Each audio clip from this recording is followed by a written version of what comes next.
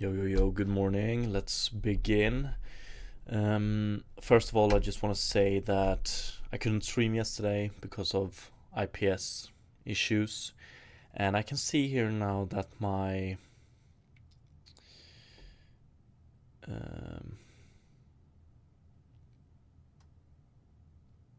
my app stream isn't really working as good as it should. So we will see how this stream goes. Had multiple dropped frames initially. Let's just go with it and see what happens. So we're gonna continue with the water, or more specifically the chromatic aberration effect in the water. And the last thing we did this Wednesday then was to define a struct here, which I hastily named UV like this, but we're actually gonna rename it a bit, and because I've thought about this, and like when we calculate certain things in the water, there's always three factors, I would say, that are reoccurring a lot, all of them UV related, and it's pixel outline data, pixel scene depth, and pixel outline depth. We read these a lot and calculate a lot of things given them. And I wonder if we could create a struct based on those three instead of just one that has UVs. So when we create one of those structs, we do it with UV, and then it fixes the rest.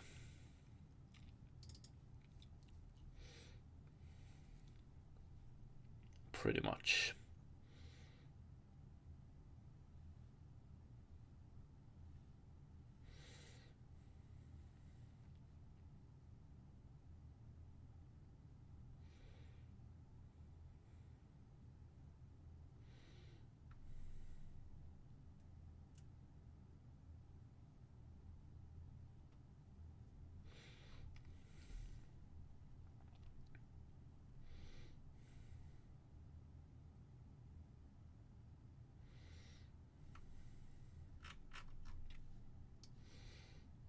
Yo, what's up, Fabik? Happy Friday. So I wonder,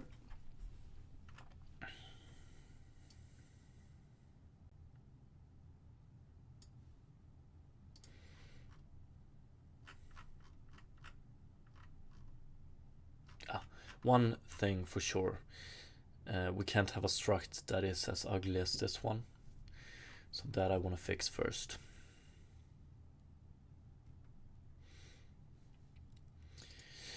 If chromatic aberration flag, we create UV like this.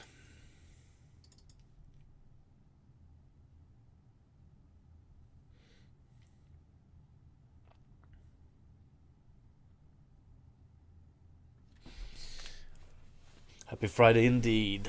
And what are we working on today? We're still working on the water, and more specifically the chromatic aberration. Chromatic aberration is a pretty cool effect. I'm not sure we will be using it that much for the water, but we will be using it for other fluids. So I want to get the option to I want to be able to support it for future fluids. And when we're done with that one, we're probably gonna jump to caustics, so we get all below water surface stuff correct.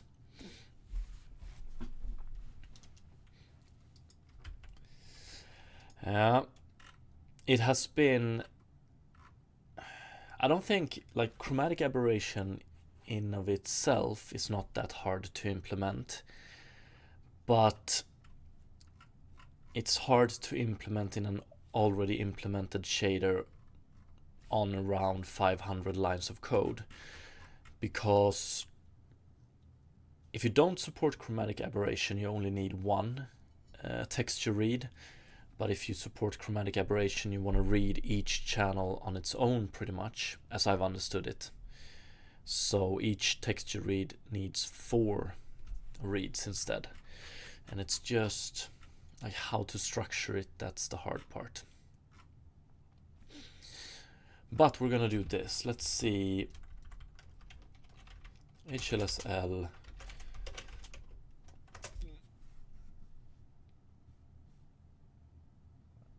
Okay, we don't have constructors. That's unfortunate. But maybe not too much.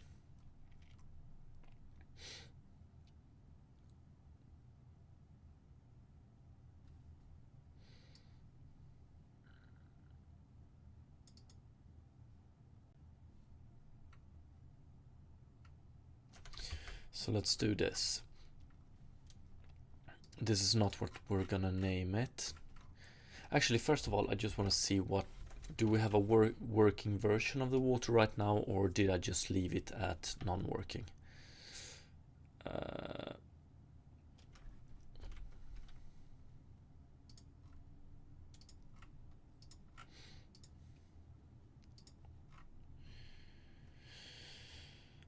Okay, we left it at non-working, great.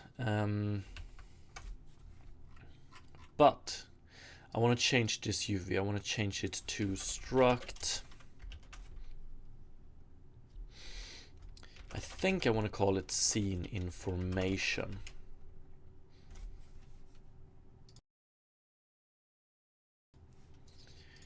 Because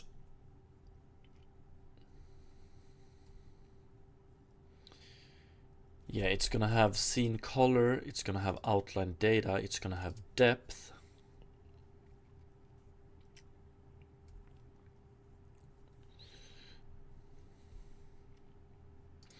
And then we have try refract.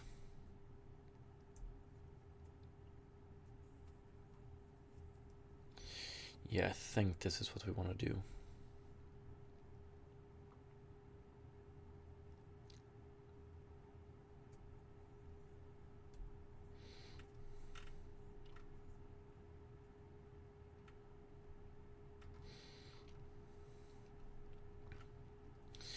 So scene information.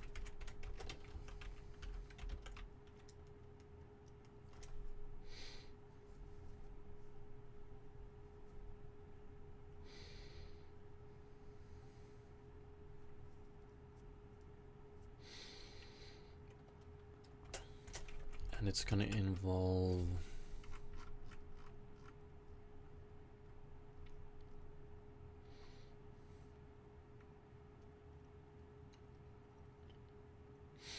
so it's pretty much these 3 lines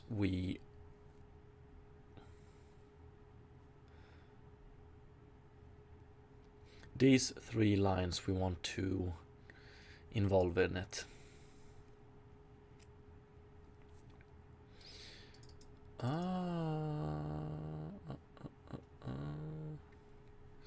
This one as well, I think.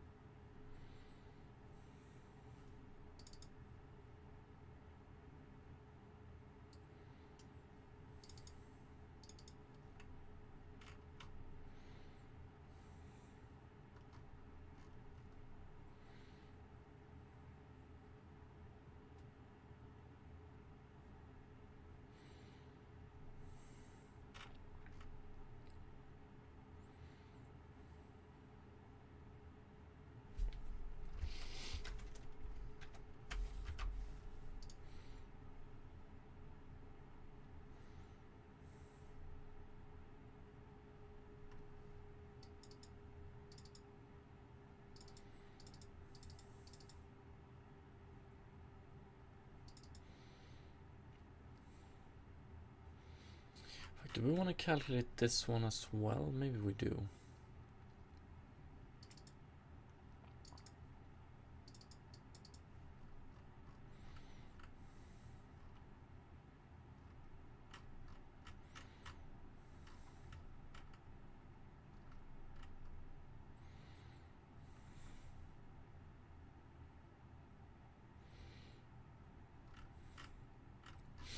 Fuck it. Scene information. Float for scene color. Float for outline data.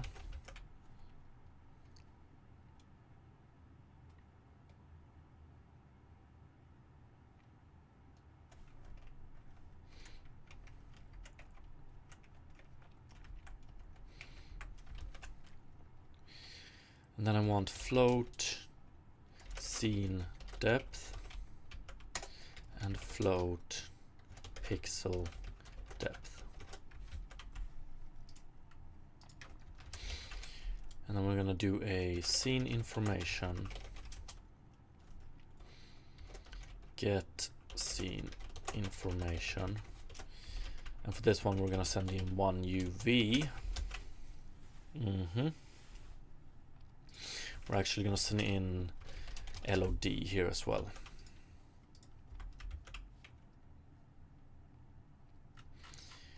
And then I think we're gonna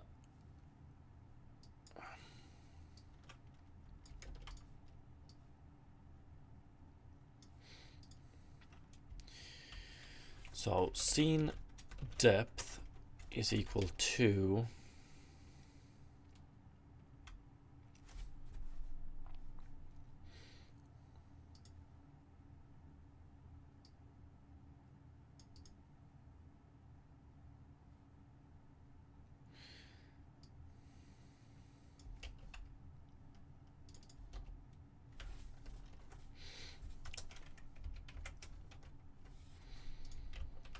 so scene depth is equal to, we just sample scene depth on the UV. That's the scene depth. Pixel depth. Oh yeah, pixel depth we calculate, that's true. Pixel depth we probably don't want to have in here. But then we have scene color, which is going to be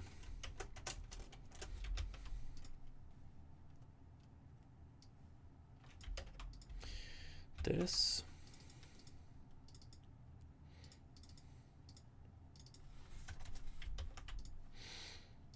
And then outline data.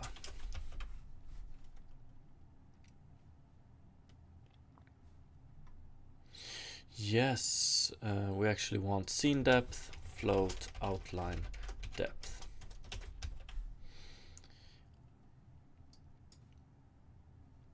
Do I want, yeah.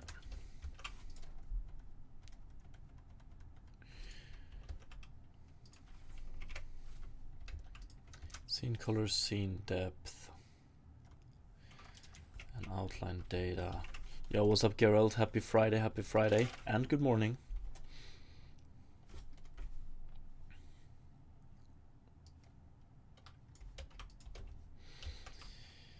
Sample texture to the LOD outlines, and here we do UV.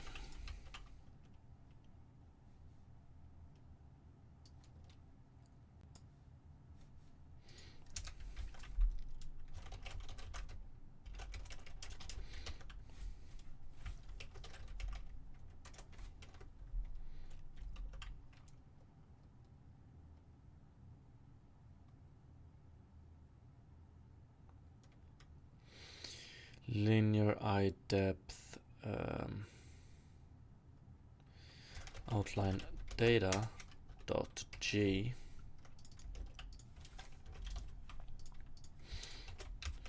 Okay, so we have, I think this is the better option, although I wonder if we also want to have,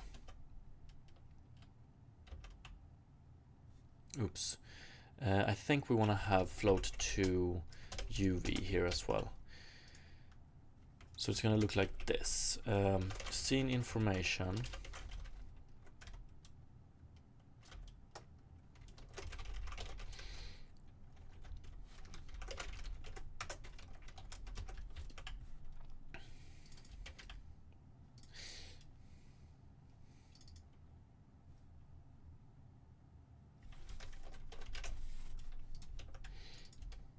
Info.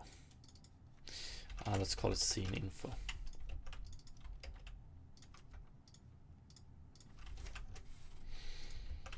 And then of course scene info.uv is equal to uv.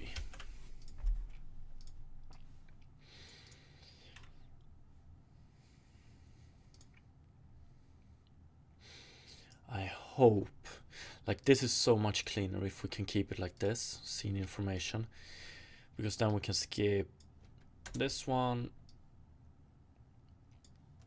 this one, this one, this one, this one,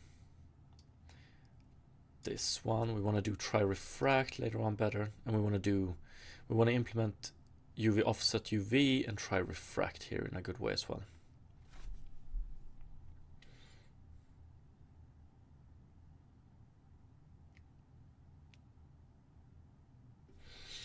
Offset UV. Yo, what's up, Derek? Happy Friday. Working on the refraction or the chromatic aberration. We're working on the chromatic aberration, although I said it in the like at the start of the stream, like according to my current understanding of chromatic aberration, that is, it's pretty easy to implement. Like, it's just we want to read each channel on its own with different offsets, but implementing it in a 500 line shader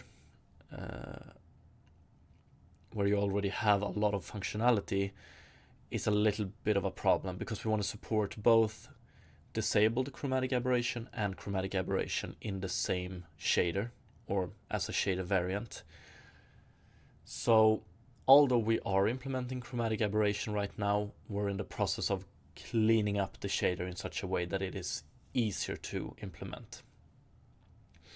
And also for everybody watching, just to make sure, like, please let me know if you notice any stuttering or anything like that, because my statistics here tells me that I still have a ISP problem, because we're having a lot of dropped frames and I'm not getting at all the same upload speed I usually get.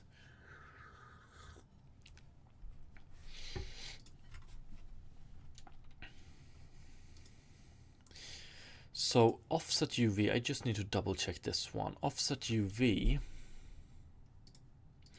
we offset the UV.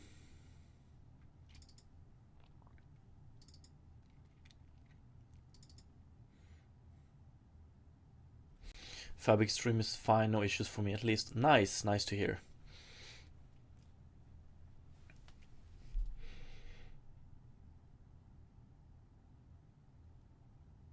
Yeah, I wonder if the information I'm seeing here might be towards Twitch. So maybe YouTube is fine and Twitch is not fine. I don't know. Yo, what's up, PG King? Happy Friday. Okay, offset UV here. We just do it to read more data here. Okay, so that's good.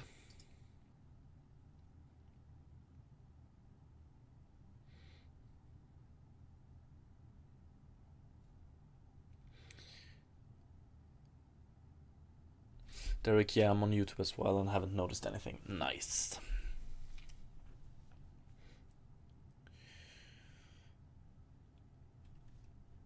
So this offset here, I think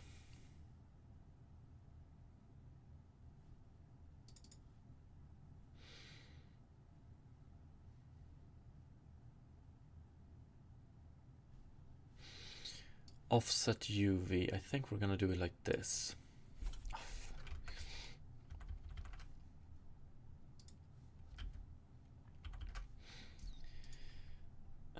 get scene information. I think we're gonna do a scene information offset. Scene information maybe.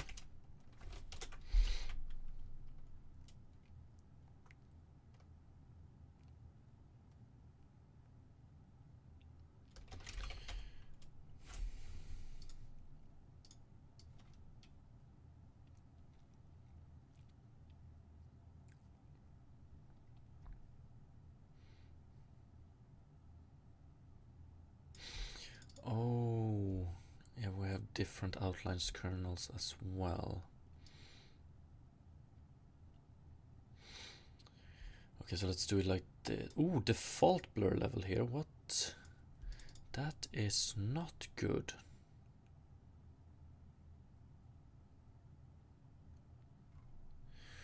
Wow. Really?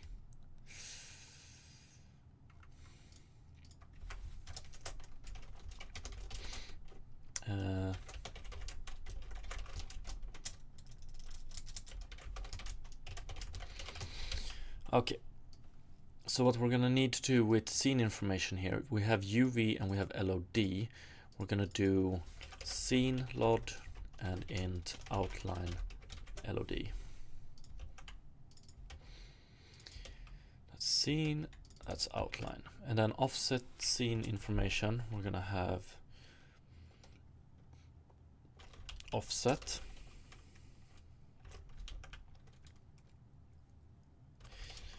scene LOD int outline LOD.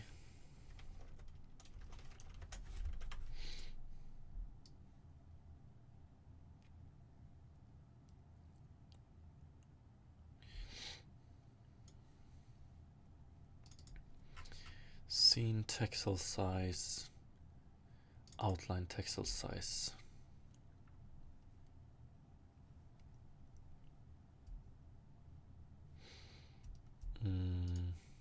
Okay, so we do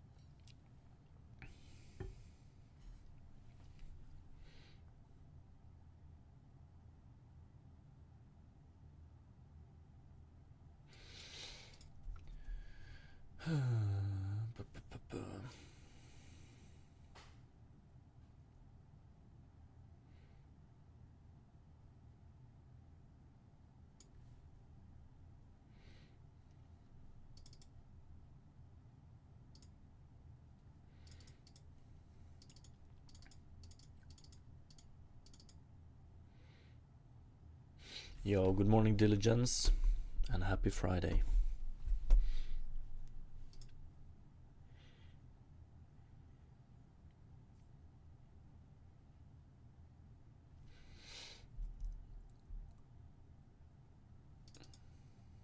Yeah, we probably need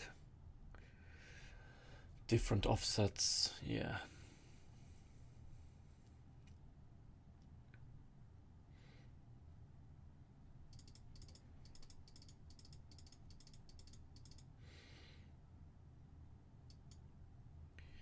But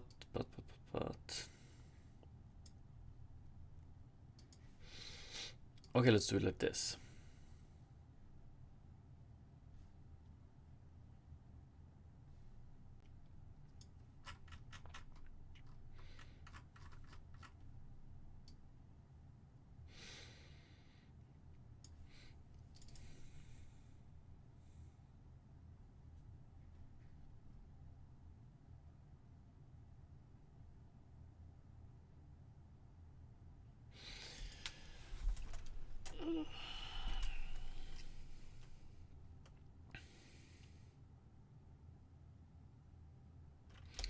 Scene UV, float 2, outline UV.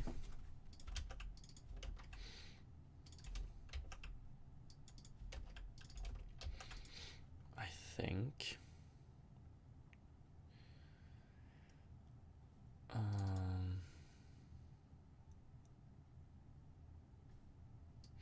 And then we can't have this one. In fact, do I want to skip this one?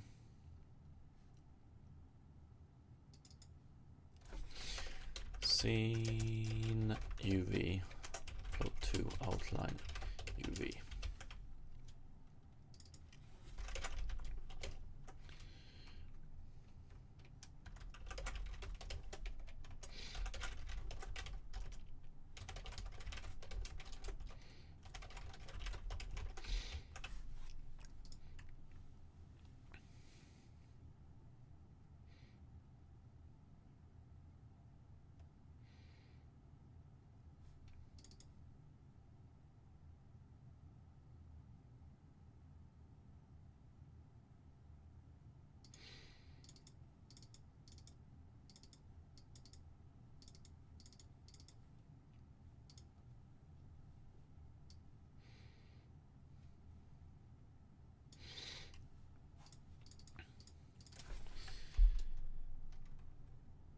Scene offset UV,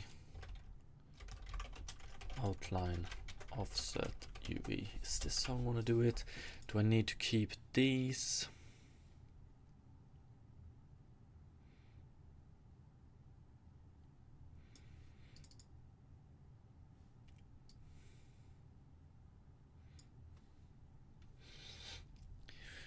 Calculate offset, read the values. Here we have outline kernel level, default blur level, unfortunately.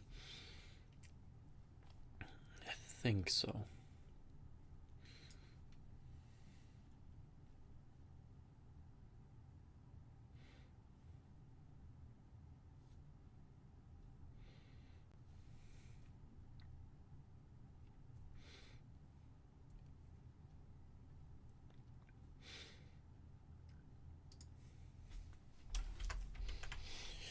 And here we just do return.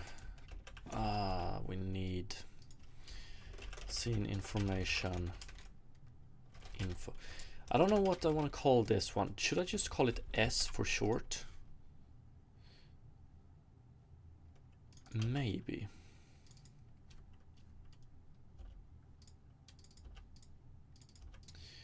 I don't know.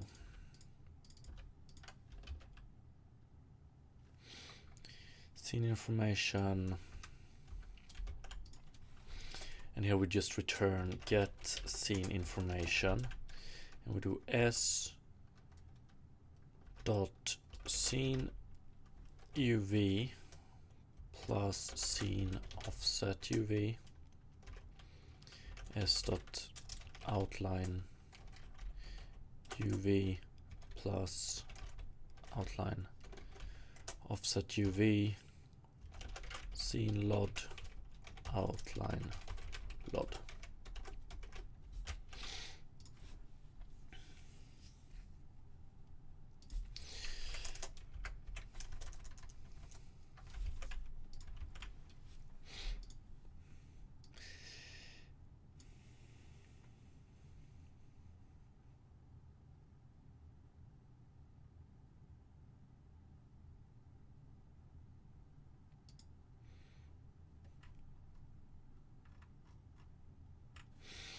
So we use that one instead of this one.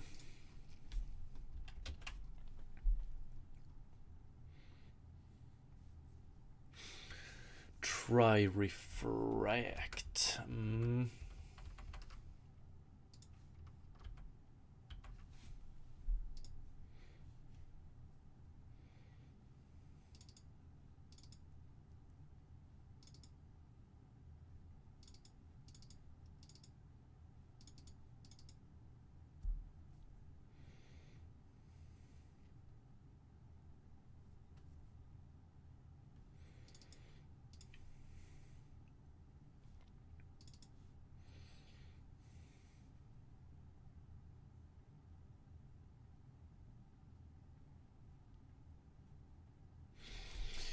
Viral air, what's up, what's up?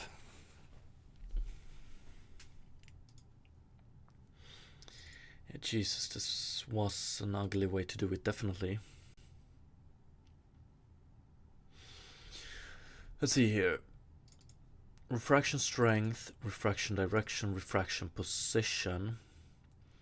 Then we do refraction position SS, and that is pretty much,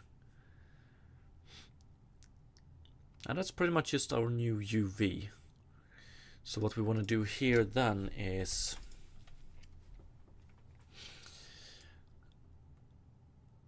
I don't think we want, do we want to do in-out UV here? Maybe. But in-out scene information S.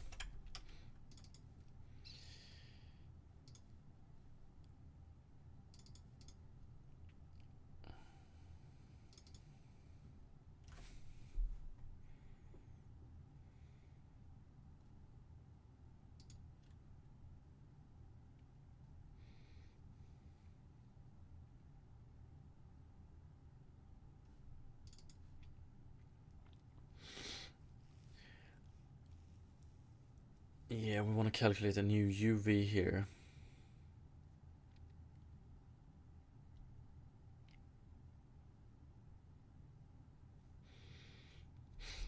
I think the way we're gonna do this is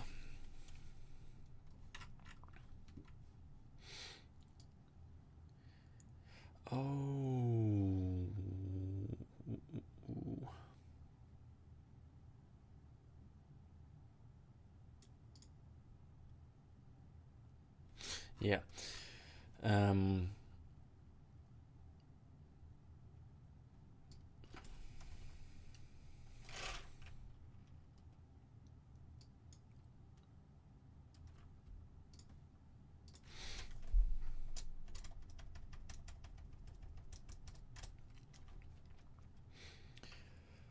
Refracted UV.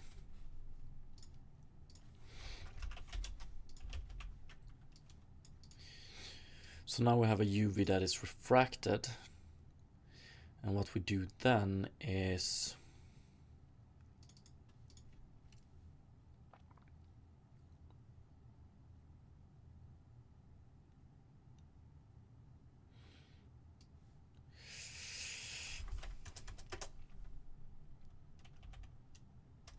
S refracted. Yeah, we're gonna have to do some cleaning up. Sometimes I do variable name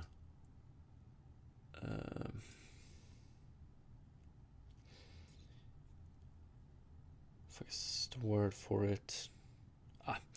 Variable name some description, not verb, but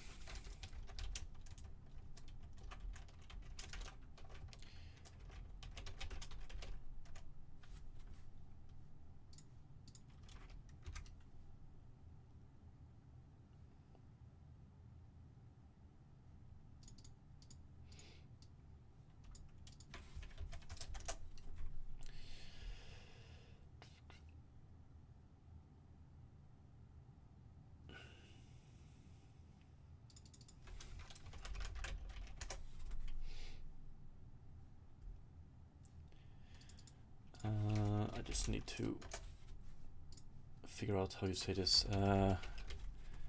Adjective. Okay. Anyway, sometimes I do it like this, and sometimes I do it like this. So here we have refracted, and then what it is. Here we have what it is, and then refracted.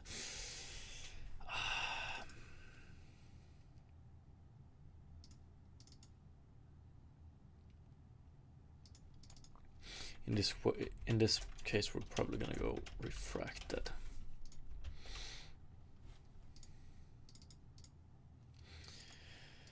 S refracted is equal to, or we need to do this, scene information S refracted is equal to get scene information.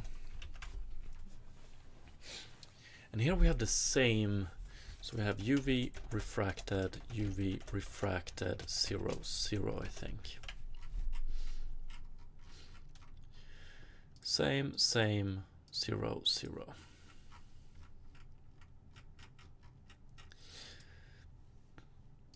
So we don't need to do this, we don't need to do this. Instead we do outline depth,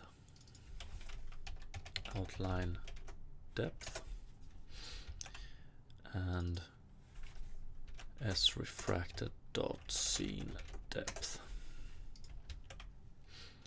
If both of these are true, then we change s to be equal to s refracted, and then we return true. Otherwise we don't change s and we return false. Okay, let's see here. Refraction exponent, view direction, normal, position, direction, refraction strength, scene water depth. Okay, we send it in. Okay, good.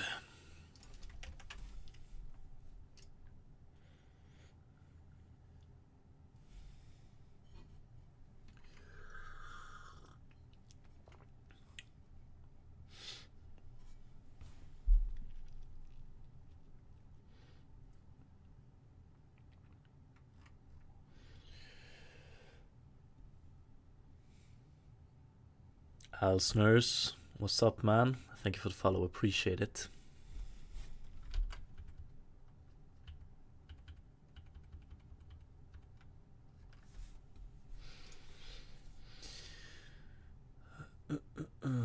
And good morning, Calvino. Happy Friday. Okay, let's see if we can clean this up now using scene information instead. Or actually, one sec.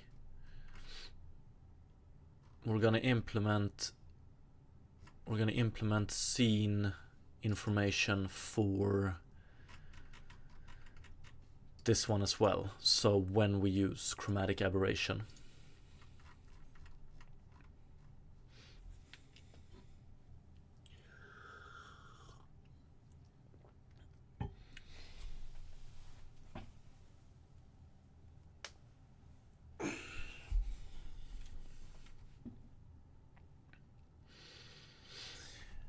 And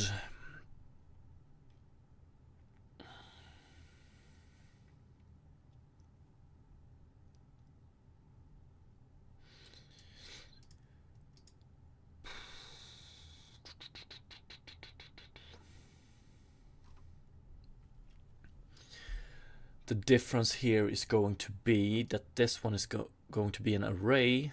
This one is probably going to be an array as well in the future. But we're going to start with this one and this one as arrays.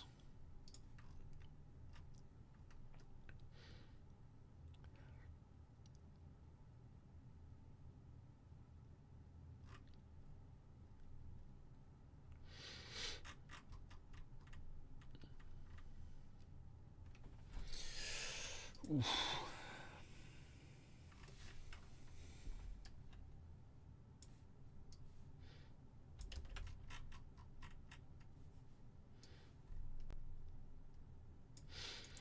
Actually, let's put it here first.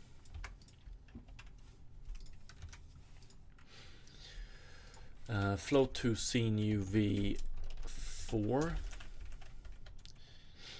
Float for scene color 4.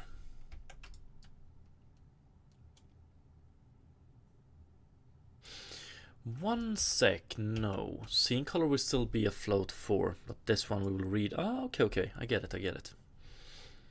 It's just that we're gonna read it differently. Okay. Scene UV 4.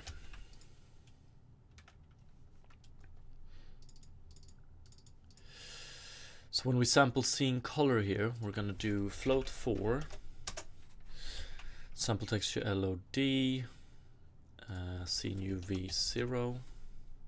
We're pretty much gonna do this.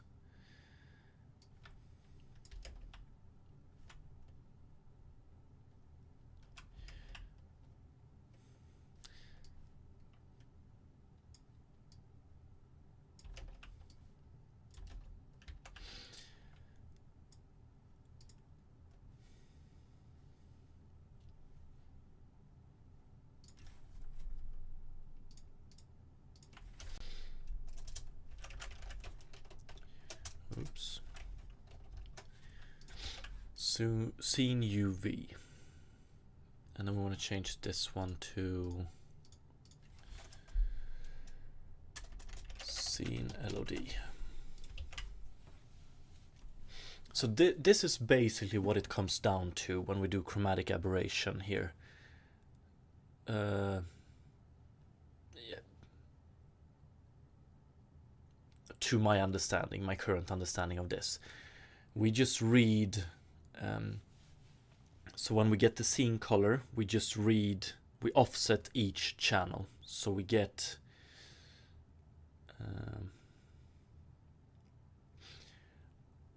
The red color from one UV, the green color from another UV, the blue, and so on.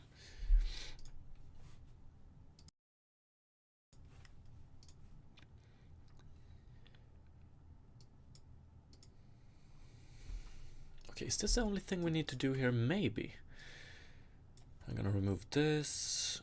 I mean, what we did this Wednesday was okay, but I think this is definitely a much better solution to rely on structs in the shader instead. It's definitely a little bit cleaner at least. Let's just see how we're gonna handle the offset then.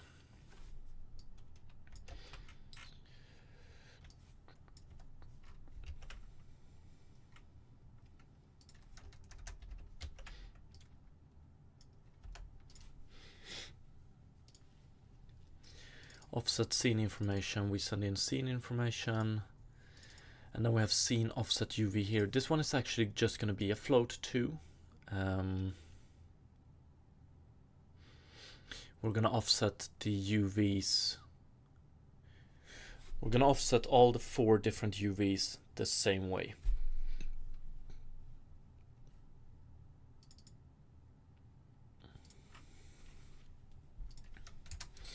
So here we do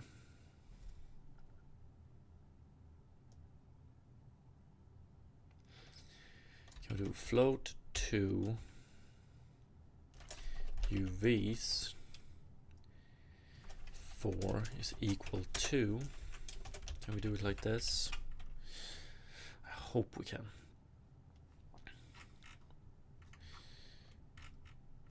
So here we do s.scene UV 0 plus scene offset UV.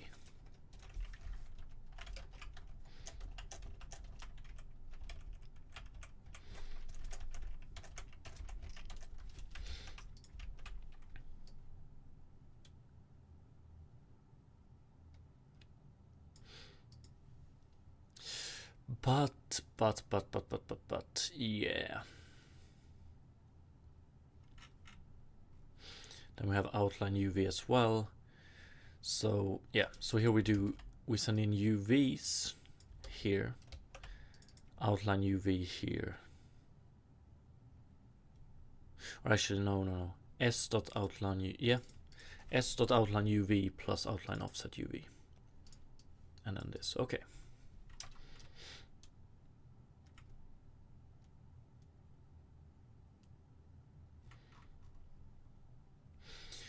Try refract now with 4. Okay, so this is pretty much the core of it. This one is doing the important stuff.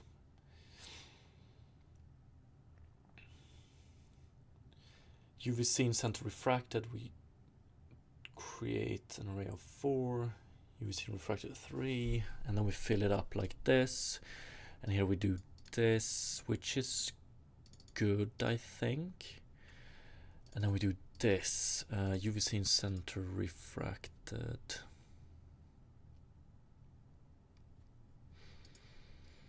So fuck, how do we want to do here? Oh, first of all, in out, try refract in out float to UV4. We're gonna in out scene information S.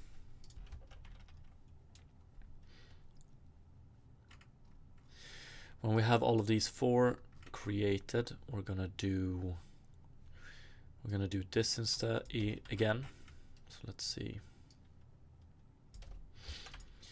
We create a scene information refracted, get scene information UV refracted, UV scene center refracted.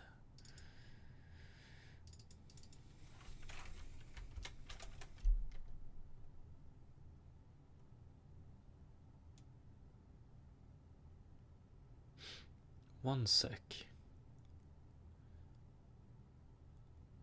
Yeah.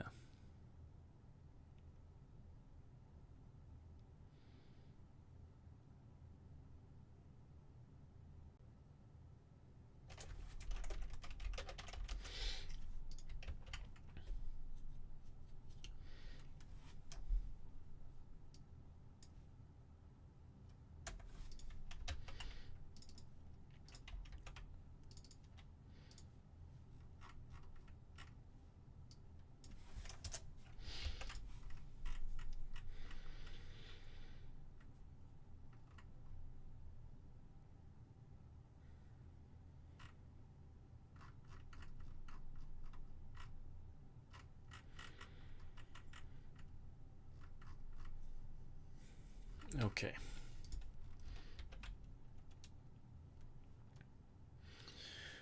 Now I think we can start implementing the rest, or altering the rest of the code so that it uses scene information instead of what it previously did. So let's see here. What do we have? Fragment shader.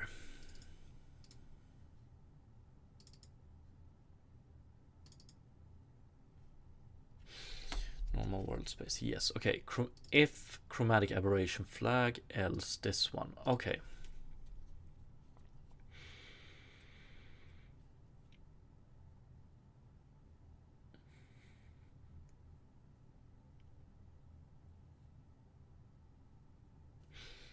Like best case scenario also. This compiler flag here, chromatic aberration flag, if we could limit the use of this one to only one place, that would be amazing. So if we could just have it here when we define scene information, that would be totally amazing. But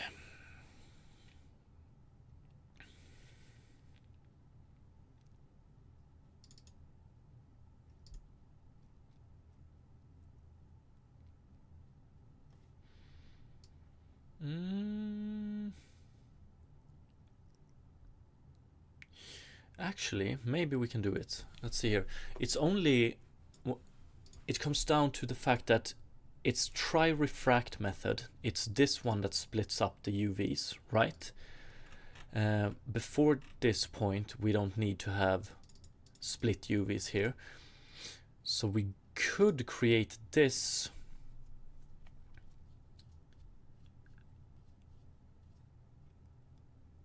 We could have two constructors here. This one we use in the fragment shader, and then we have a second one which we use in tri-refract, or actually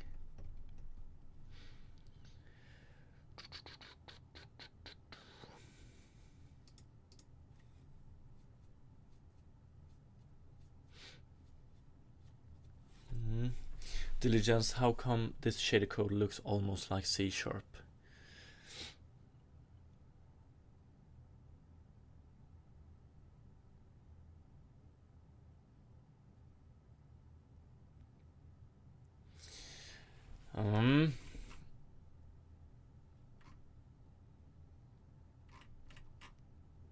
I get what you mean a little bit. I think the biggest thing to blame is that I bring whatever style guide I'm using for C#. I'm pretty much bringing that one to HLSL, even though maybe you shouldn't. But yeah.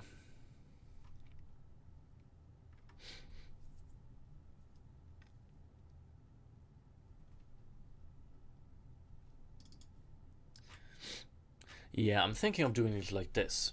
Get scene information. We're gonna take this one. We're gonna copy it. Get scene information refracted. This one has 4 scene UVs. So this one does all of this. This one only has 1 scene UV. So we just do... So pretty much exactly the same as this one, I think.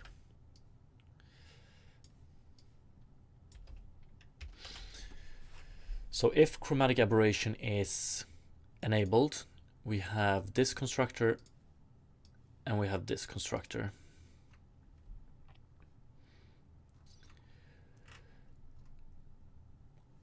This one gets scene information refracted. It's this one we call here. Okay, beautiful.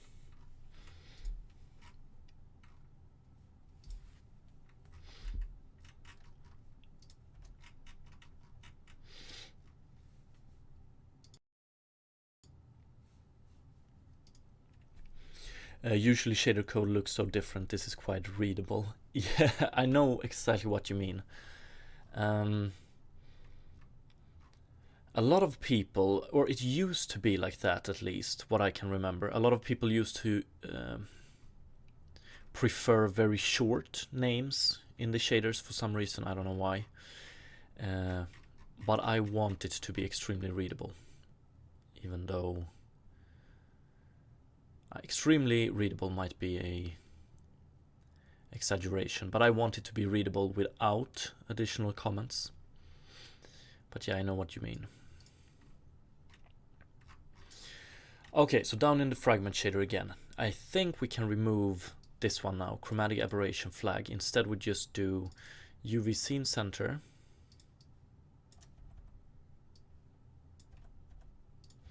like this, texel size. Then we have pixel outline data, pixel scene depth, pixel outline depth. I just want to replace all of these with scene information s is equal to get scene information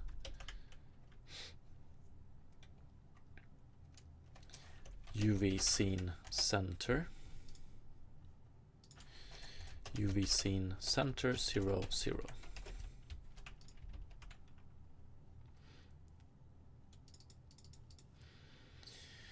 So S here now has pixel outline data.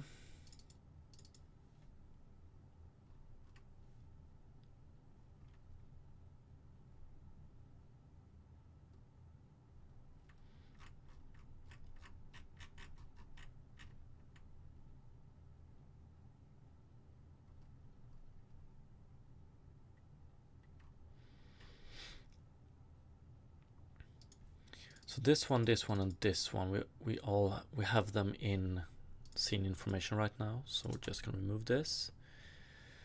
Pixel depth, this one I want to move up to here, I think. Scene water depth, T scene water depth. Then we do refraction. Refraction success is equal to try refract UV scene center. Yeah, what we want to send in here instead is S.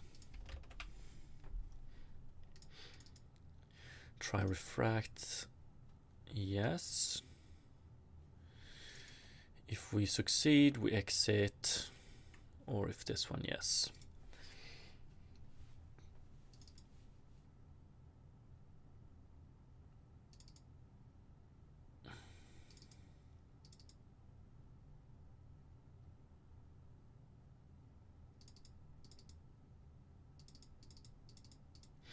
I'm a little bit worried about one thing here. We calculate a lot of stuff and then there might exist, we might change some of these here, which is, okay, pixel outline depth.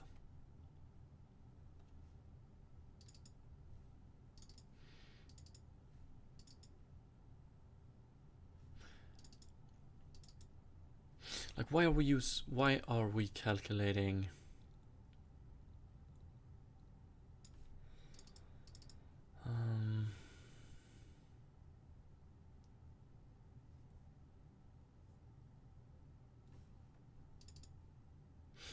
Okay, first of all, I don't want to change too much right now before we can see that we have the same visuals as we previously had. So let's put this one here.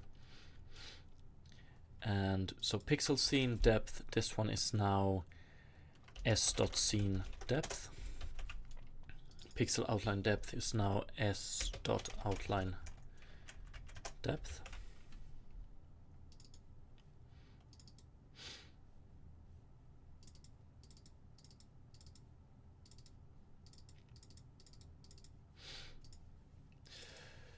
Pixel outline depth. If s.outline depth is bigger than pixel depth, then we want to redo s here. Pixel outline data, pixel outline depth.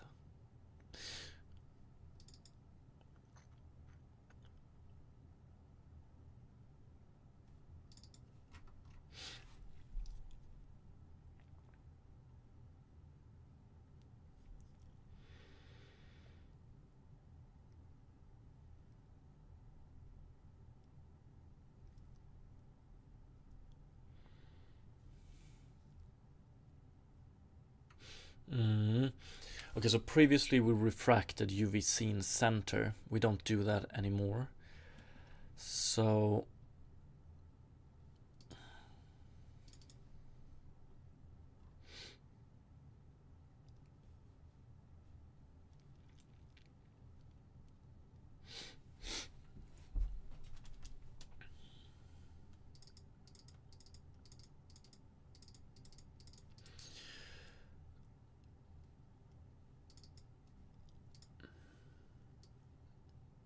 here we want to do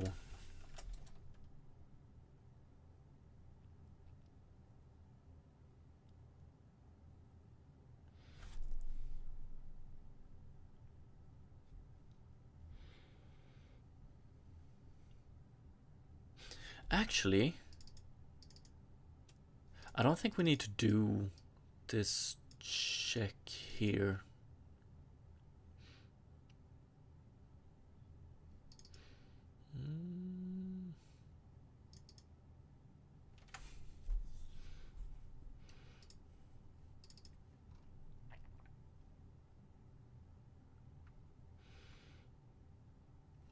We pretty much, we probably change S up here.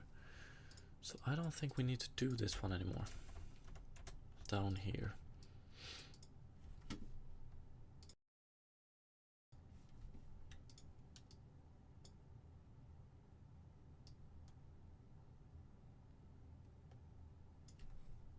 Or, what's up, Backdoor? This is HLSL.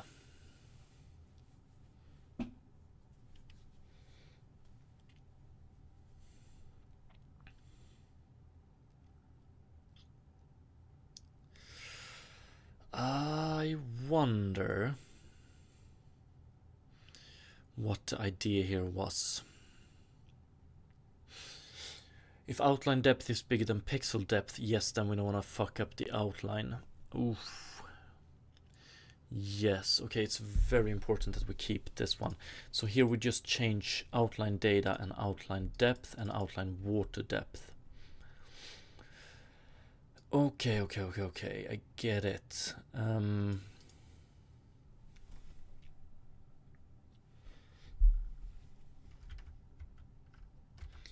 I think I get it.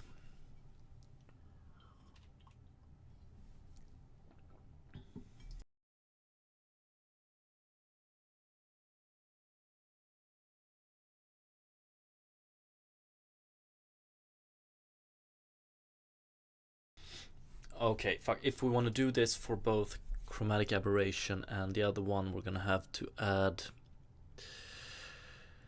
some extra constructor, I think, or we're gonna have to add an extra method up here.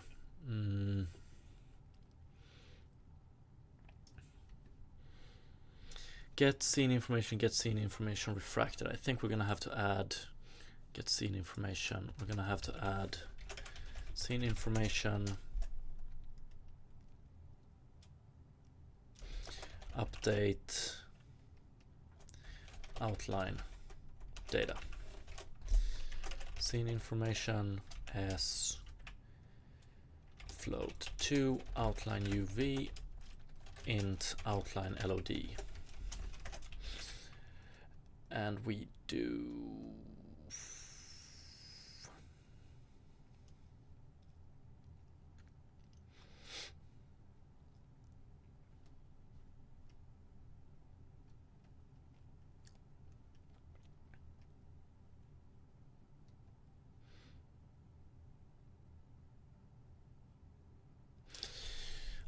I'm a little bit uncertain about, so these should be value types here. I would want to alter this one anyway, I think. So let's do scene information s new is equal to get scene information. Can we do this? S new is equal to S, and then we do S new dot outline data is equal to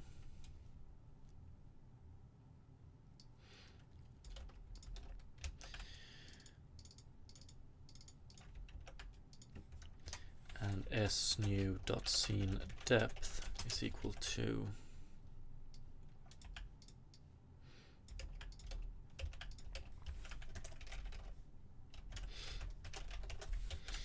something like this. So if outline depth is bigger than pixel depth, that means that the outline is behind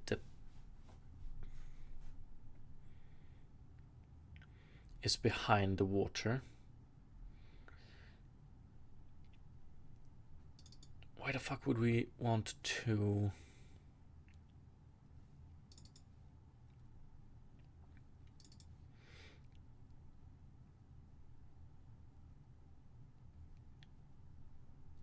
actually let's just comment this one out for now. If outline depth is bigger than pixel depth, i.e. the outline is behind the water, then we want to read again, yeah, because we want to refract the outline. But I think, okay, so that, maybe, we will get back to this one. Color here we want to do s.scene color. And here we want to do s.outline data.r.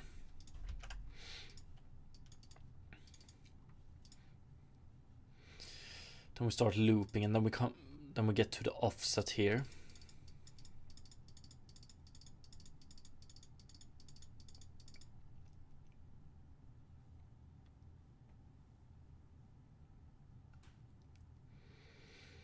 And this is where we want to use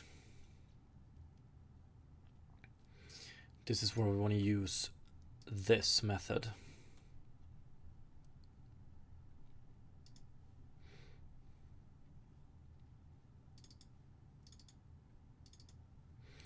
Offset scene information.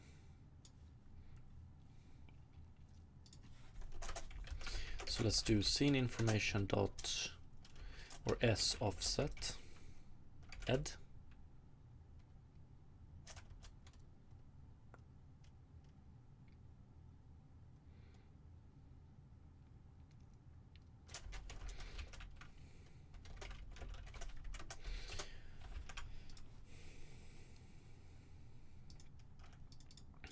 Offset scene information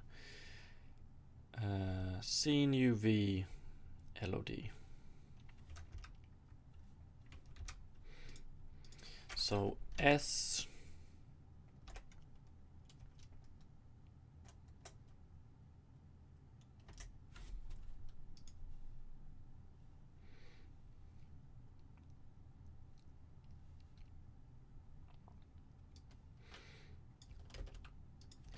scene offset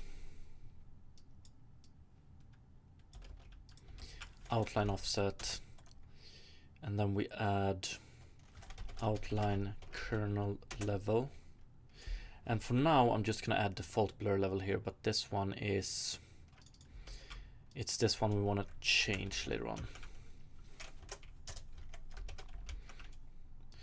So I'm just gonna move this one up here. Okay, so we have, coming into this nested for loop, we have scene information.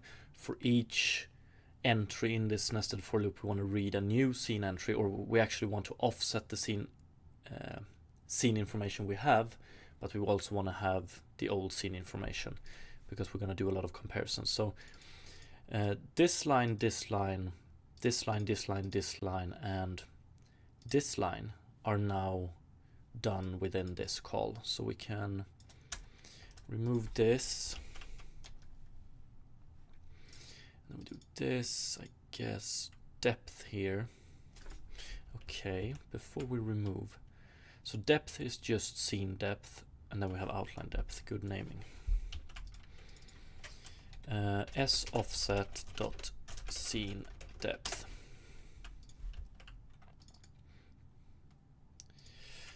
S offset dot depth scene depth. Water depth, scene water depth. Yeah.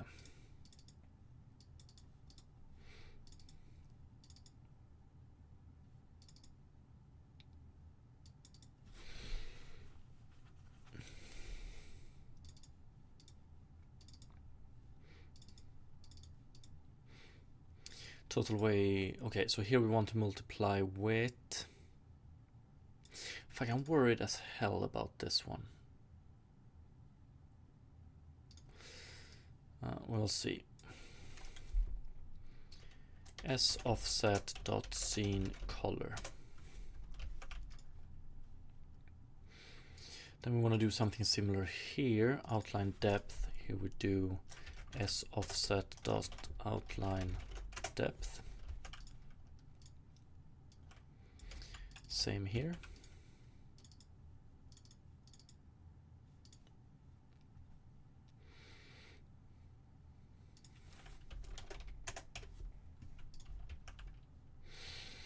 Okay. Then we do this, then we do this.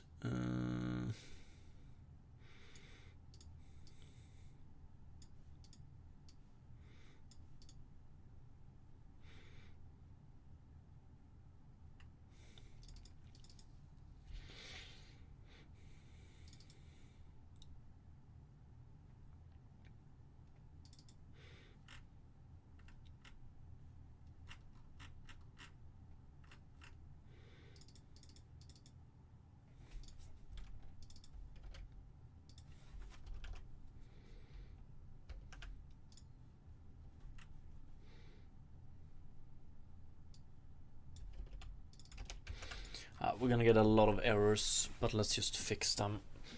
I think we're gonna have to do some renaming down here as well. Rely on scene information instead of this one, for instance. UV 394. Yes, scene depth. Here we want to go scene UV. 395 outline data.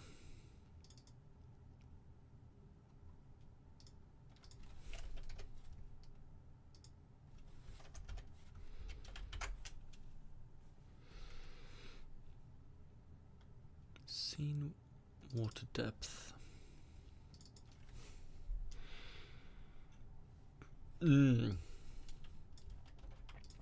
That explains why we want this one up here.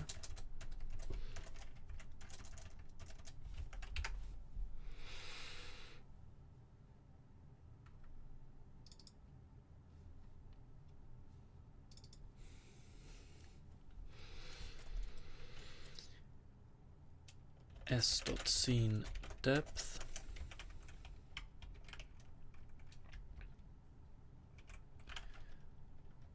S.outline depth.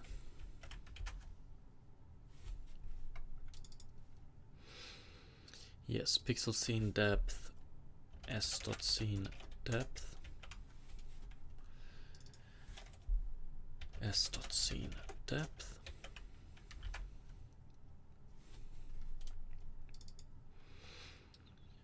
Pixel outline depth. Oh yeah.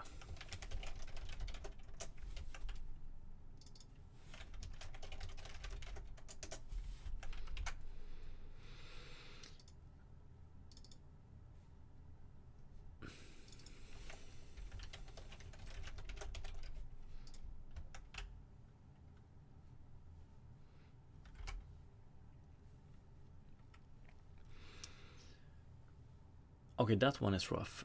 Get scene information 385. Oh yeah. We might want to return S here as well.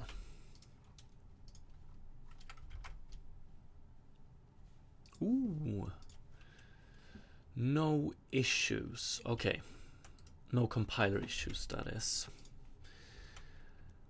Let's see what we have, how it looks now.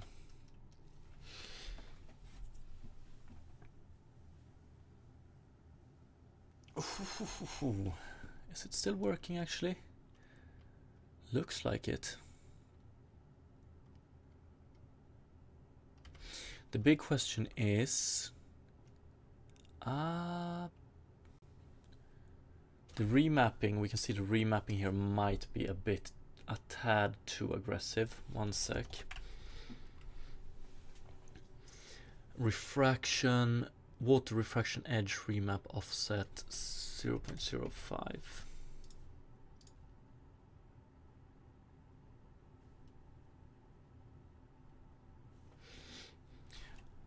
Okay, we can see here at least that we have fucked up these outlines here. That's one thing. Let's see if we... But...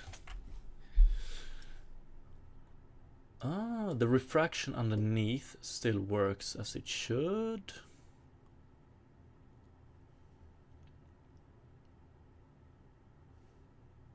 Okay, this is way better than I actually thought. This is a way better result than I actually thought we would get.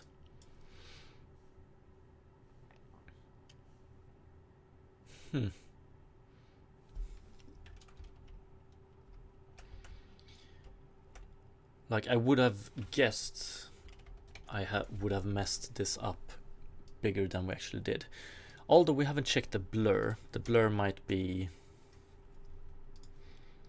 fucked still. But I think it looks...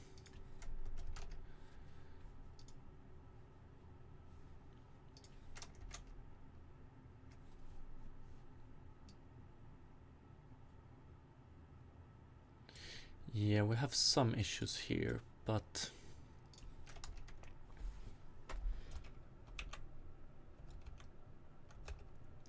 Wow, it's not too bad. It's not too bad at all.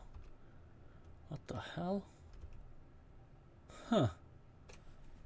Wow. That is great. 1.5. 75. 50. 75.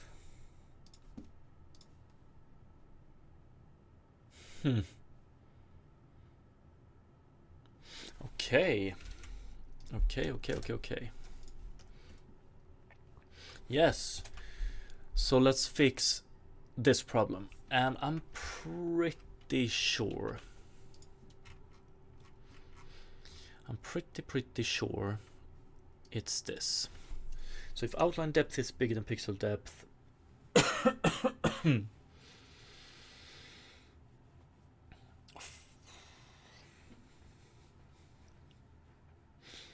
or is it?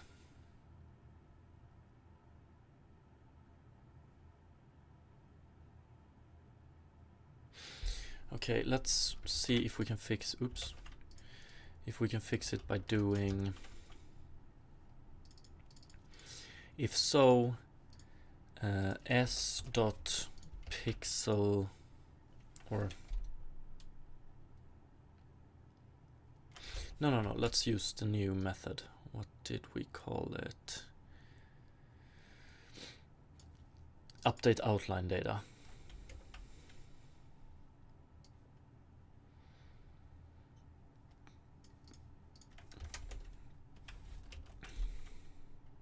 S is equal to update outline data S.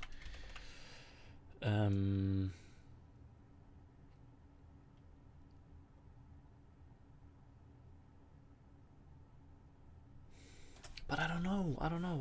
I don't think it's this one. Maybe it is. Yeah, maybe it is. S dot UV scene center outline kernel level. I don't think it is. Okay, ish, almost. So now we have the outlines back here, but they are fuck me.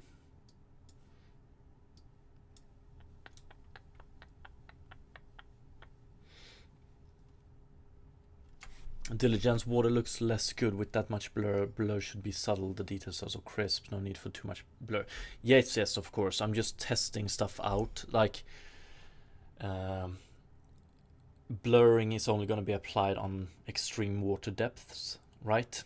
But like, I just want to make sure it works. Like, look at this shader. It's gonna have, yeah, just making sure. The shader is gonna have like.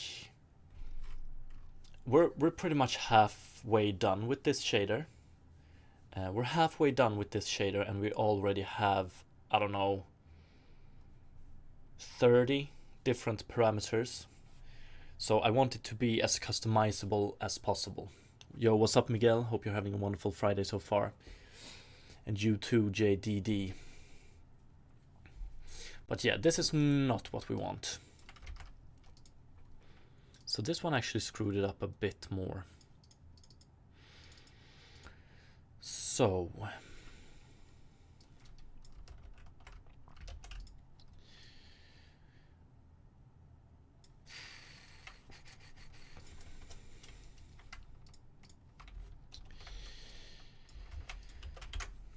okay, so where did I go wrong for us to lose our outline here?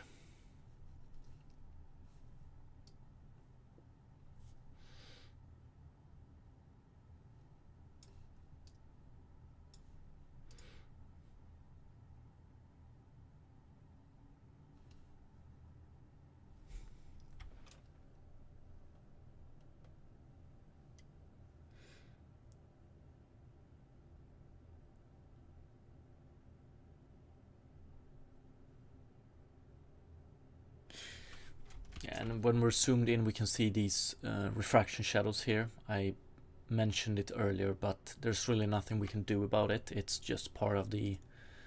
We have minimized it quite a lot, and it's not that visible far away. Or actually, is it?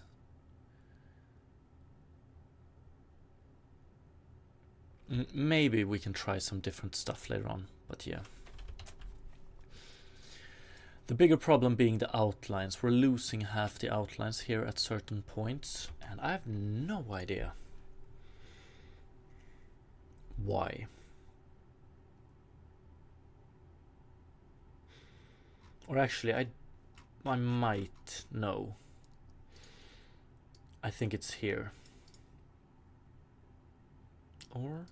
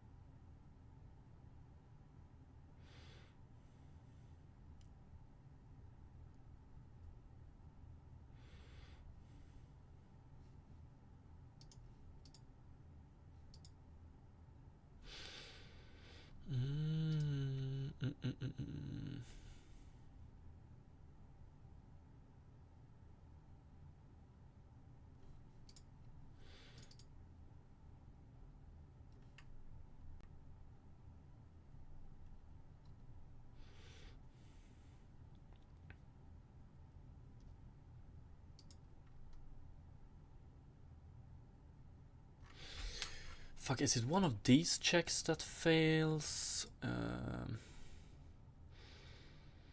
If scene depth minus outline depth is bigger than 0.5.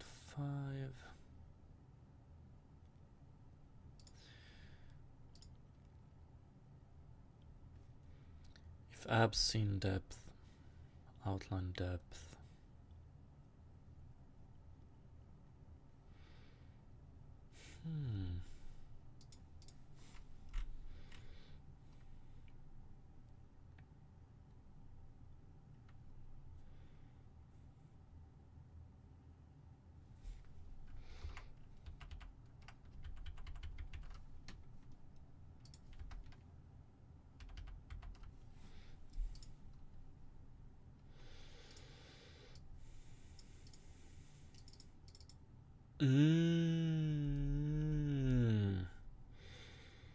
Did I fuck up this one? Offset scene information. I think I did. We want scene offset and outline offset.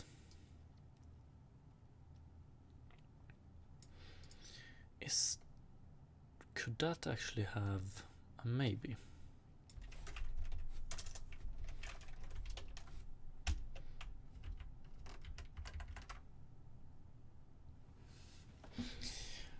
Okay, that fixes it, but it's not, still not correct.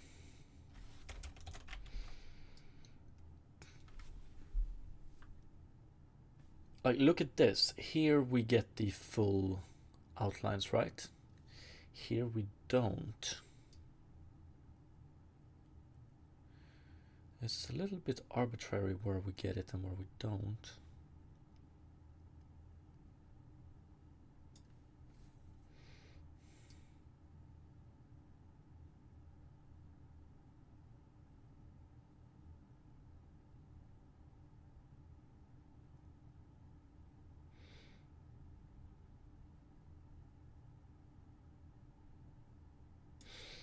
It's the refraction, right? Fuck yeah, it's the refraction. Yeah, so what we want to do is 0.75.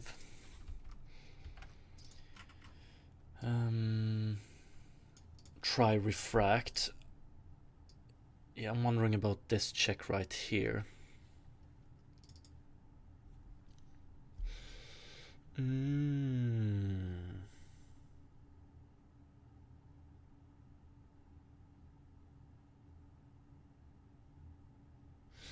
I think we want to do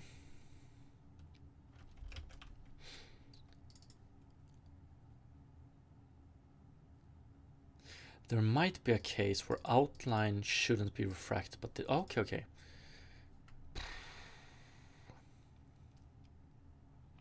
I think we want to do this actually. If scene depth is bigger than depth threshold, then refraction succeeded, but we want to do it like this. So scene information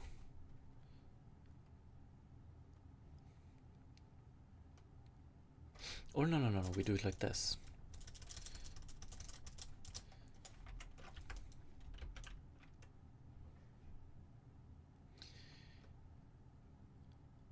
Yeah, we do it like this.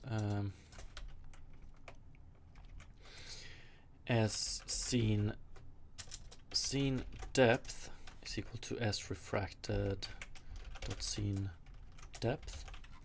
One sec, scene UV s dot scene UV is equal to s refracted dot scene UV. So scene UV, scene depth, and scene color.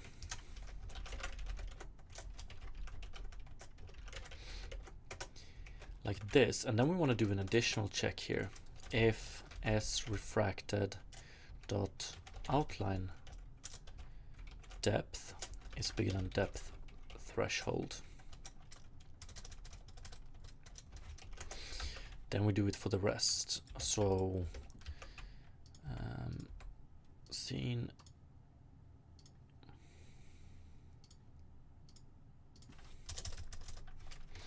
outline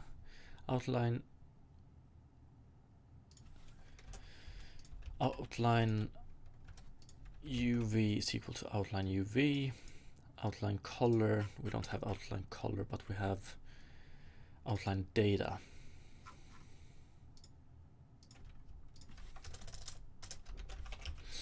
This is what I think we want to do.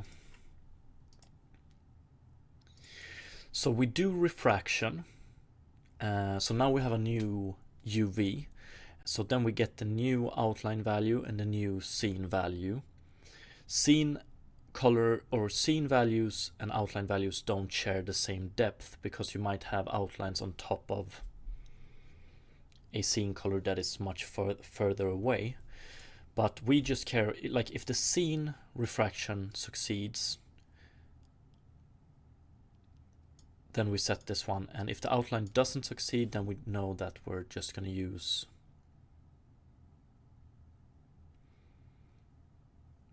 the original outlines here, I think. Fuck. I was pretty sure this was it.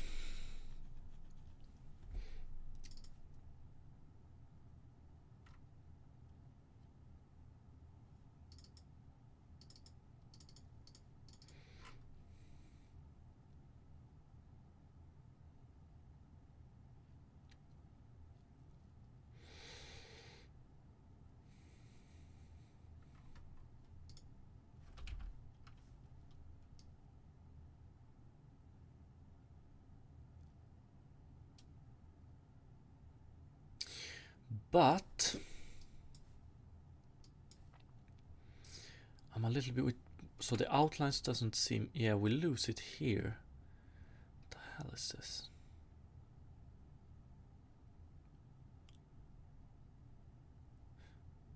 One sec.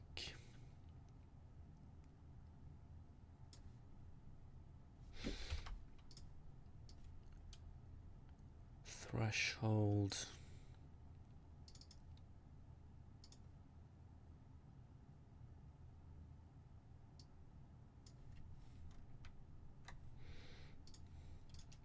This one we want to make a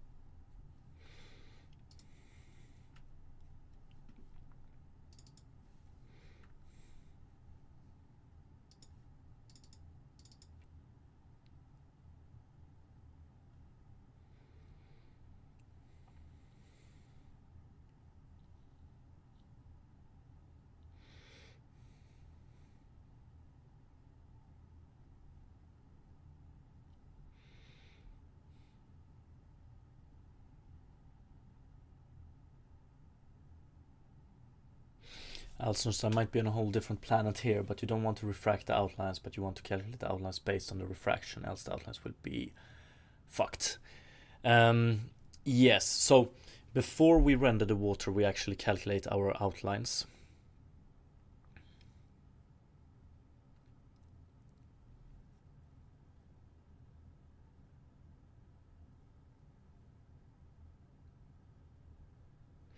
Because we want to be able to color the outlines. And yes, we had this working previously. Now we have just made some changes to this shader, so we need to make it work again. But you're definitely correct. We don't. So like it's, if the outline depth is smaller than the water depth, then we have outlines on top of the water, and we don't want to screw with those.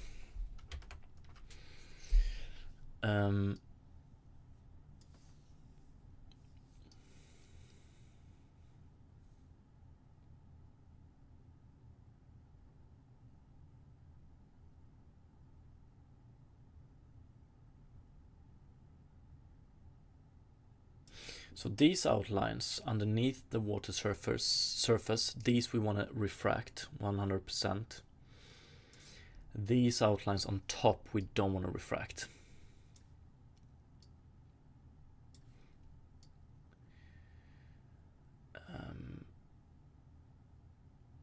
I find this very weird here.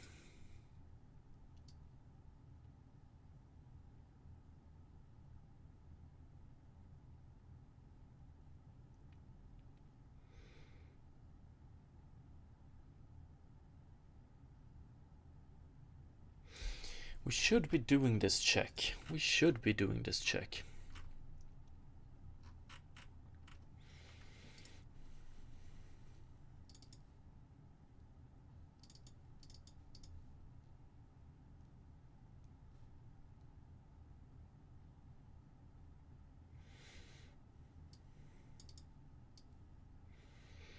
This should be the check.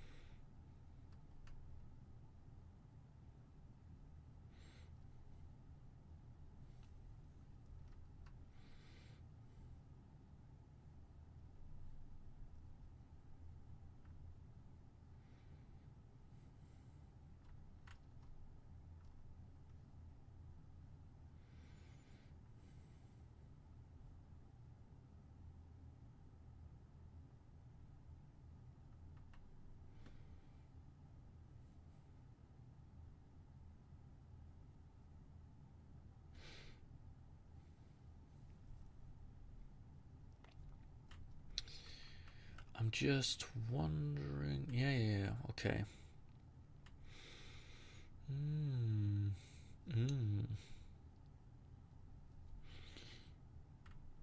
Okay, previously we did.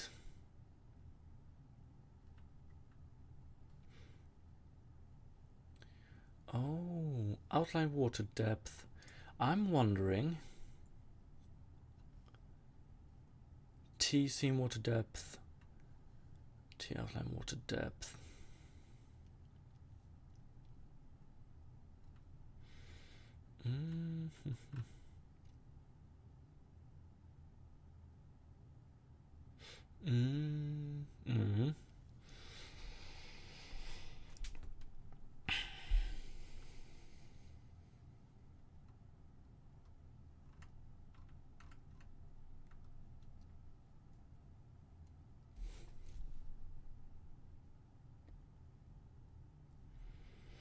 I'm wondering if it's this check we're not doing anymore. But I'm just trying to figure out exactly what we changed for this artifact to appear again. Here we do all of these. We get these. Then we do refraction. The only thing we change in refraction is UVC in center. Then we recalculate outline water depth, T outline water depth.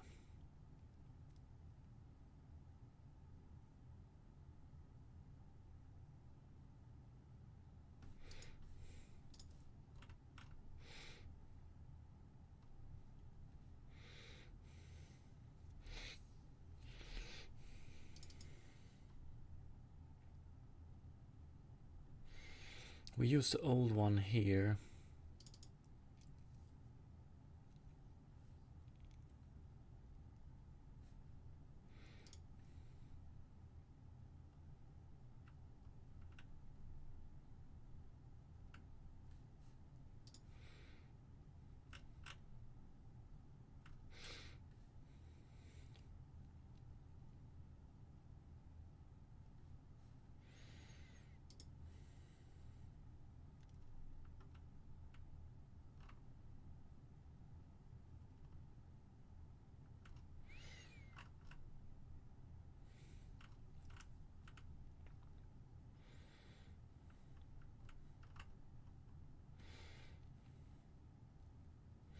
This one is the old one.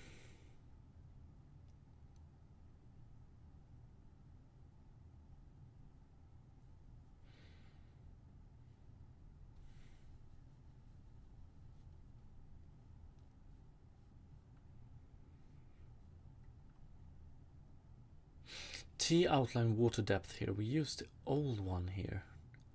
I find that to be a little bit weird. So T outline water depth is actually an old one.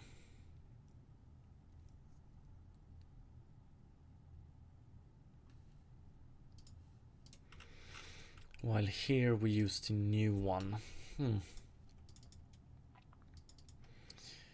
But then we calculate it again here. Oh, that's fucking weird. So it's like we had it like this previously. And then we calculate a new one here.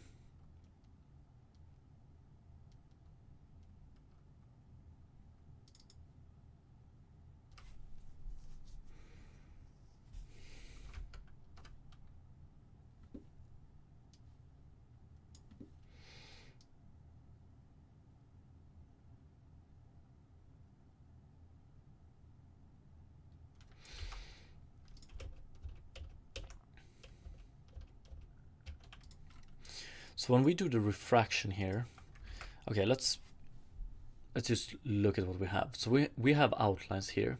These white outlines here, they are actually on top of the water surface, so we shouldn't refract them. So these are on top of the water surface, so when we do try refract here,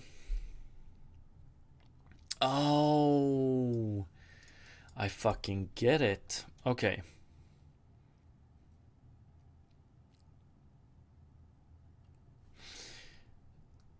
If S refracted outline depth is bigger than depth threshold, yes, but I think we need to check find it very weird that we didn't check it previously though. But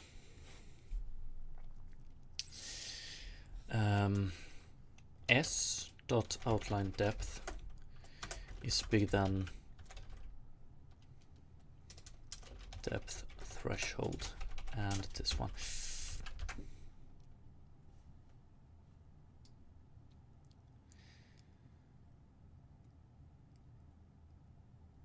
Okay, now we don't refract it, but we still get this artifact here. Okay, so one step closer. This artifact here.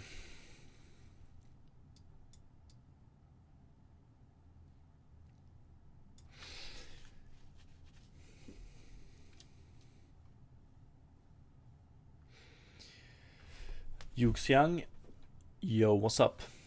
Hope you're having a wonderful Friday. Okay, so now we just need to get rid of that artifact and we're good to go.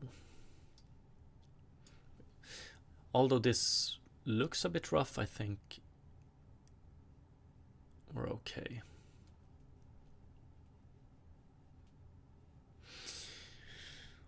But this...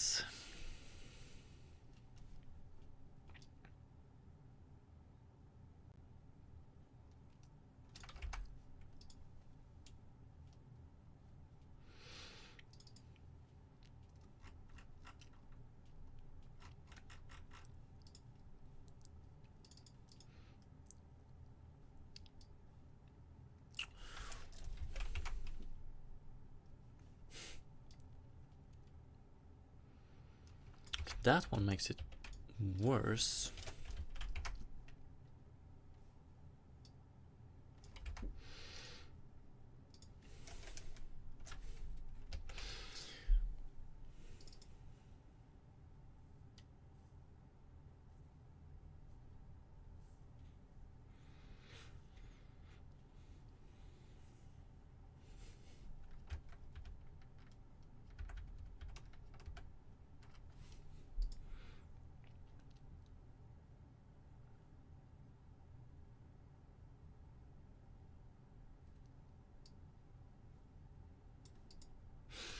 I think this is a very good way to do it, a better way to do it than we did previously. We're splitting up scene refraction and outline refraction in a better way. But what the hell is up with these artifacts here? I wonder, is it... No, it's not blur related.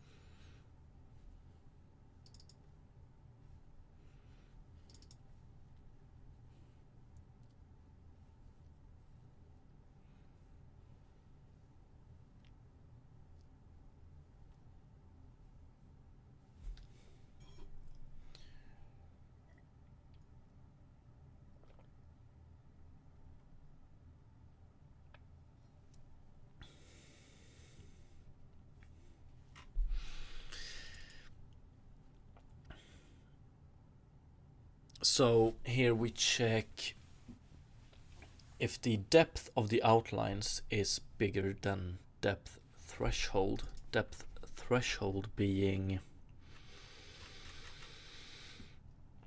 pixel depth, so the depth of the pixel in question.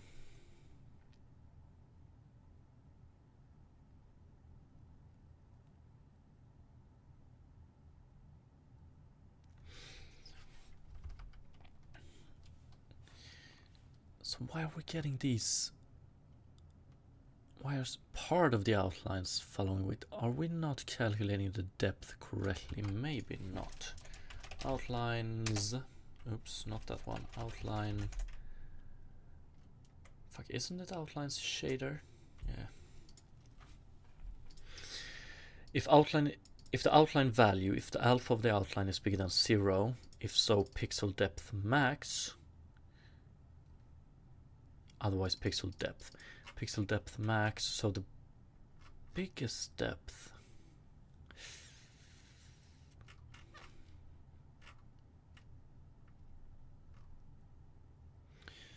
I don't know about that.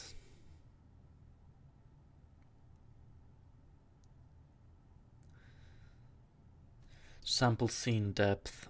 It's a question of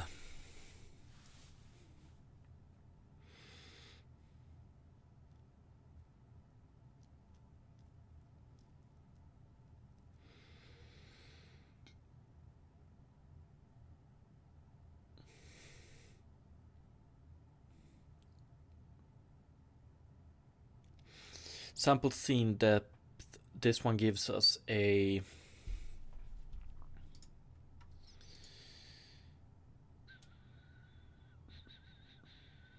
let's do this.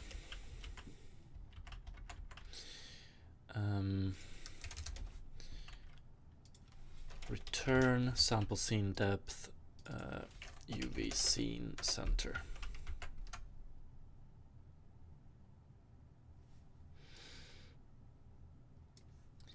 So it's smaller.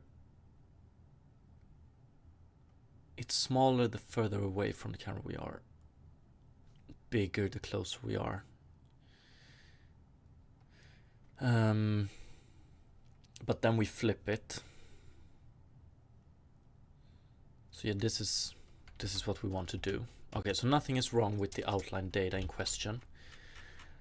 But why the fuck doesn't this pan out then?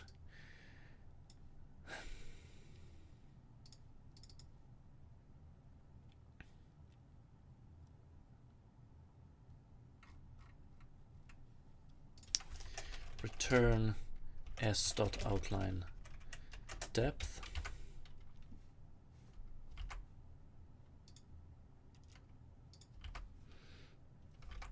Oh yeah.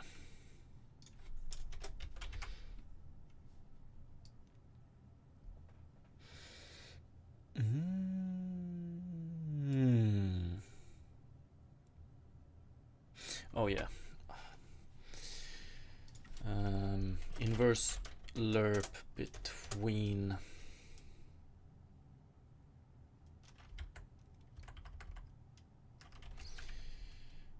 projection params.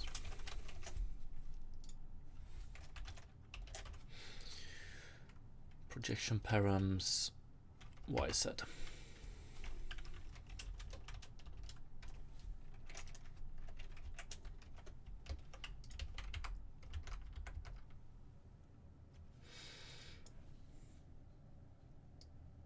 Yeah, we can see here the depth for these pixels are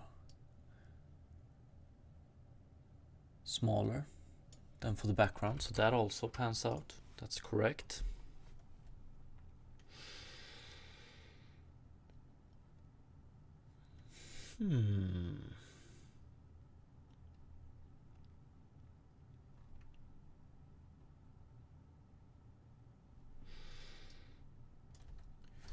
So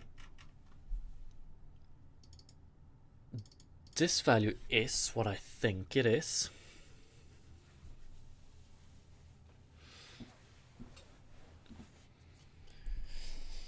So why doesn't this check do its job?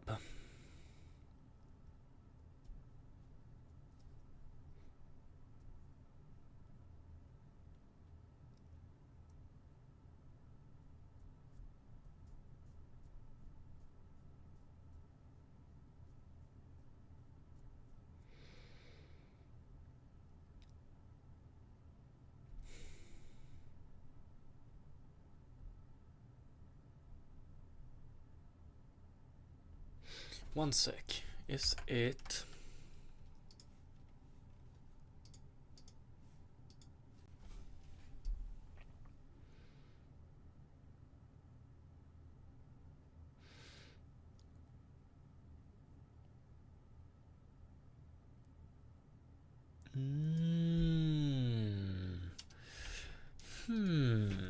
Outline render feature.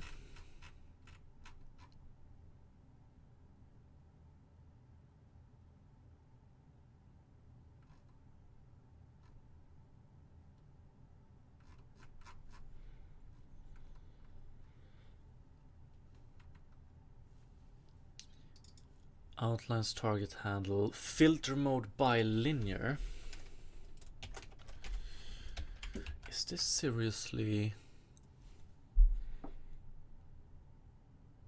Fuck, we might need to restart this. Yeah, let's restart it real quick. I wonder if it's this. It could probably be. Where do we return outlines?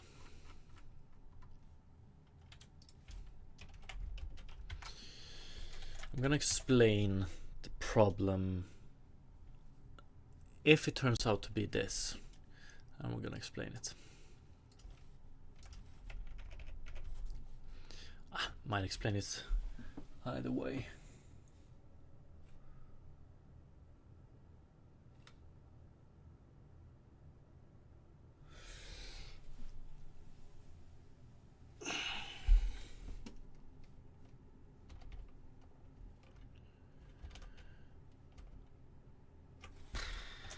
Looks to be it, right?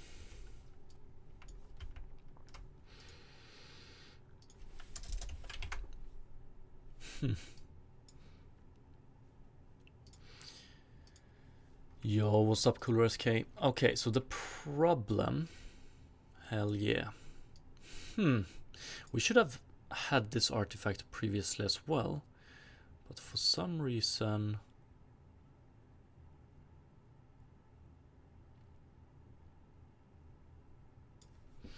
Are we getting less of anti-aliasing here? Maybe we are.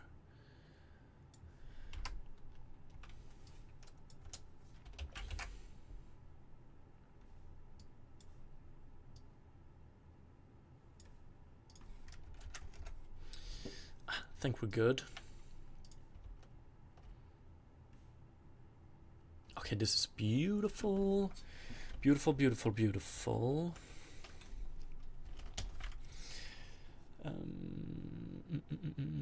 0.0525.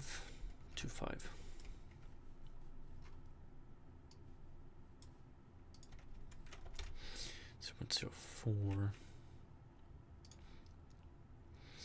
Okay, let me just explain what the problem was real quick. Let's do it.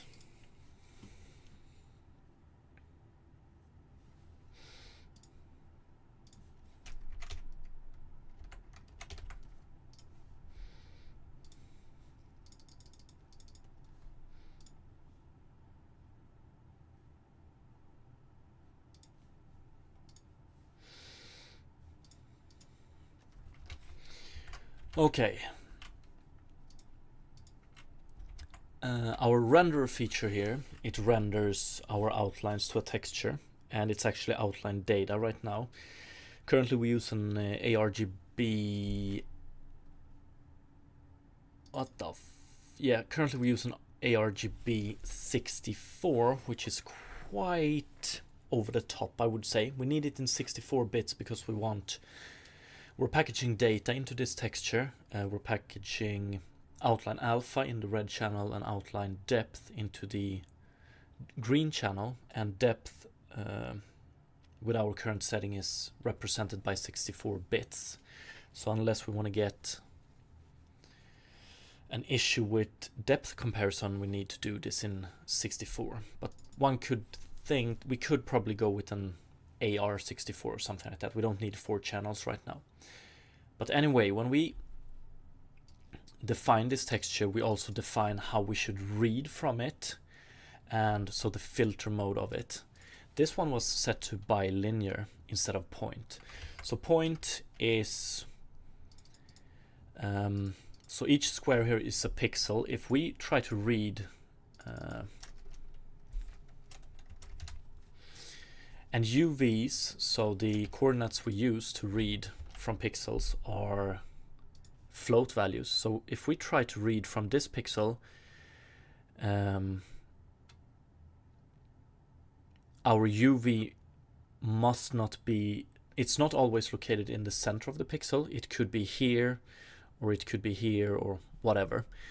And if we do a bilinear filtering and we get a UV that is here, that means that we're going to interpolate the value we return based on these 4 pixels. So we pretty much do a bin. Let's see here. Let's see if I can.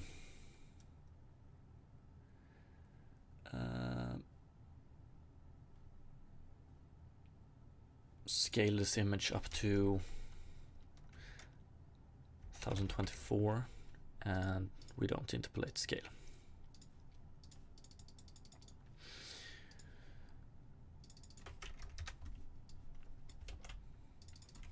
Yeah, so if we read this point, we're actually going to read,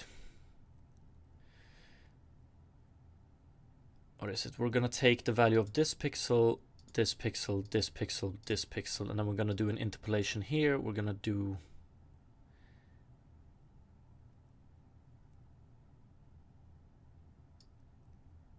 an interpolation here, and then we're going to do an interpolation here. So we get a interpolated value based on these 4 pixels instead of only this pixel, and that's why we had the artifacts. If we change the filter mode to point instead, no matter where we get the UV in this pixel, we're just going to return the pixel value. So this, and this won't affect it.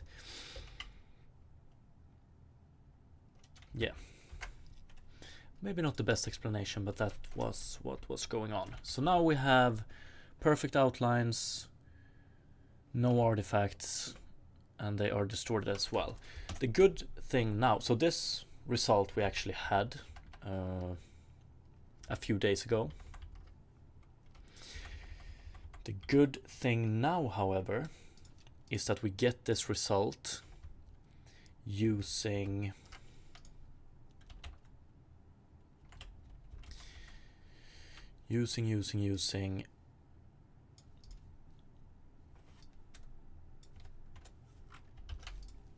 a scene information struct, and the scene information struct is different based on if chromatic aberration is enabled or not.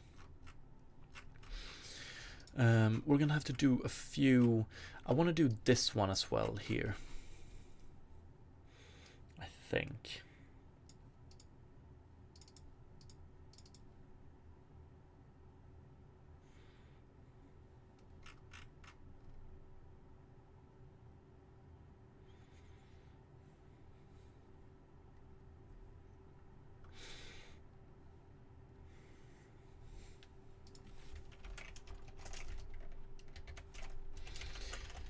We're probably gonna get a lot of errors when we switch over to this instead. So let's see if we can fix those. But first of all, I want to fix this one. So we want to do something similar as this right now. So let's just grab this, put it here, and get scene information refracted.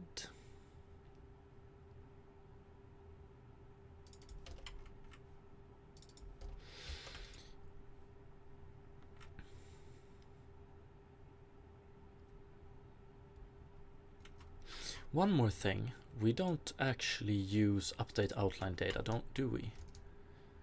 Only there. Okay, so we don't need this one.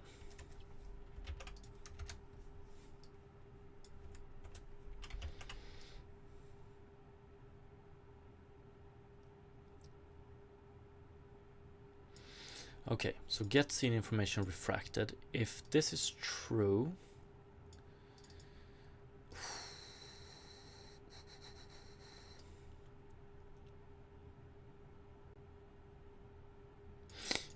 yeah, I think we're gonna alter. This one is gonna be a float 4 eventually. This one is gonna be a float 4.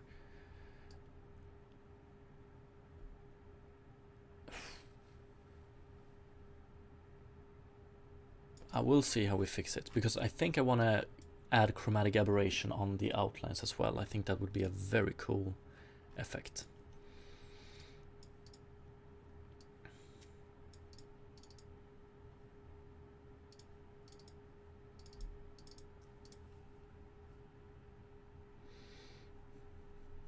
Something like this.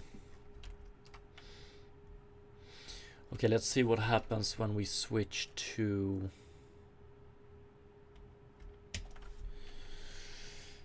when we enable chromatic aberration right now.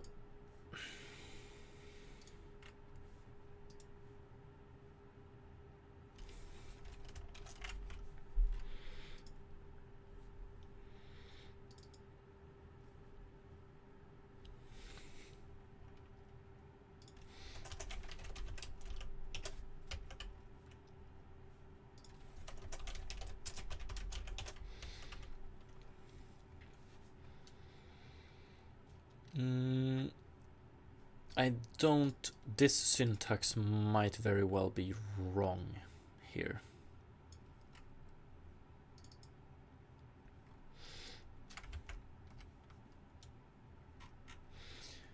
Unexpected token, yes. I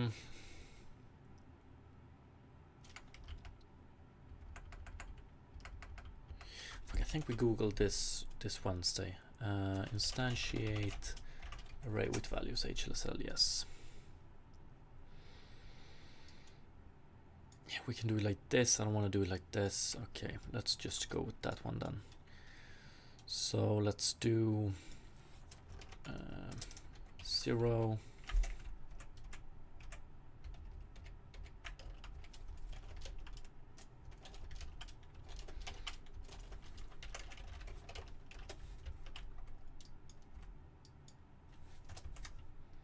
Can we do it like this?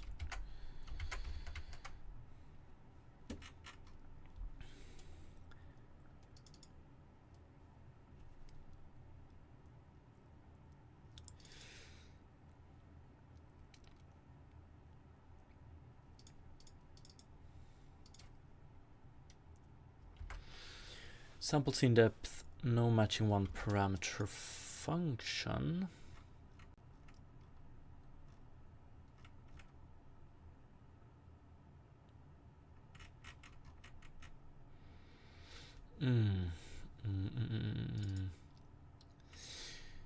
Yeah, okay, so instead of UVs here, we probably want to go, for now, we're going to go with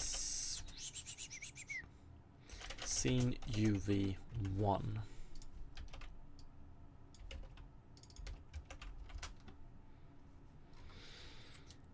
Outline data 311.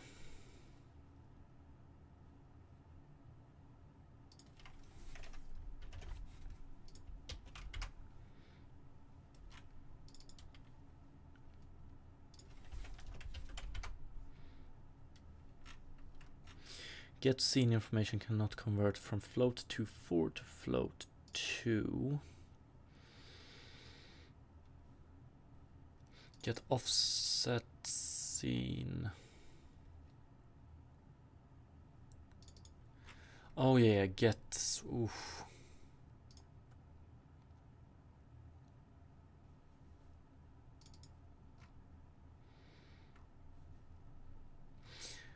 Refracted. Let's rename this one. How many times we're using it? 2.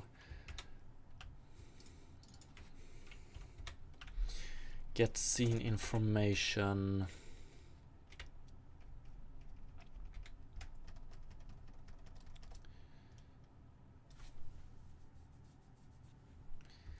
Split.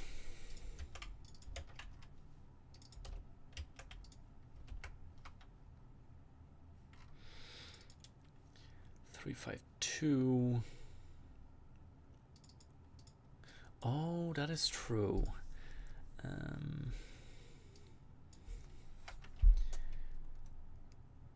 S.scene UV 3.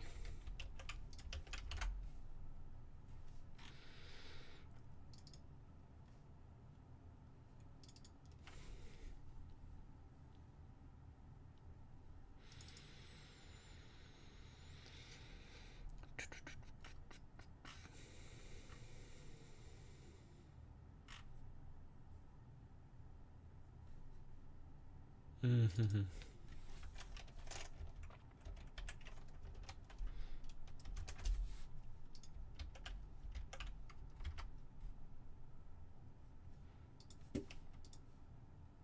Wow.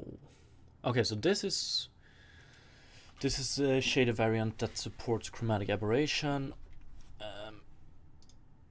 This is the one that doesn't. Okay, so they look exactly the same right now. I wonder what happens if, let's bring it down and let's bring refraction. Oh, one sec.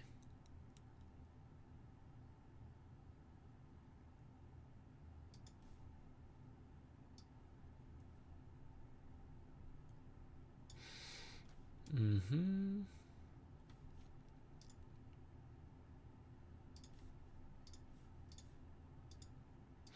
Oh yeah, never mind. Never mind. So this one is actually the one here in my project. It's this one we want to change. Okay. Let's see what we get. 0.75, let's enable it. Okay. Makes a bit more sense.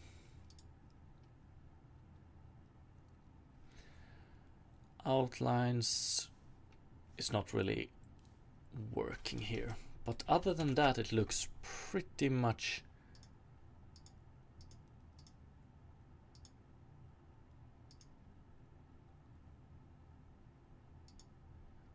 the same.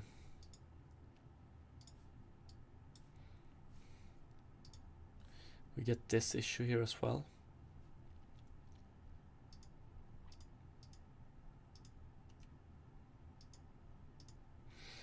Interesting. Okay.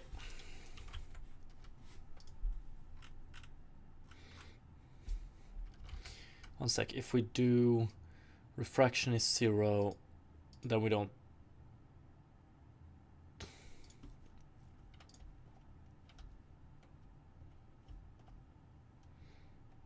Wow.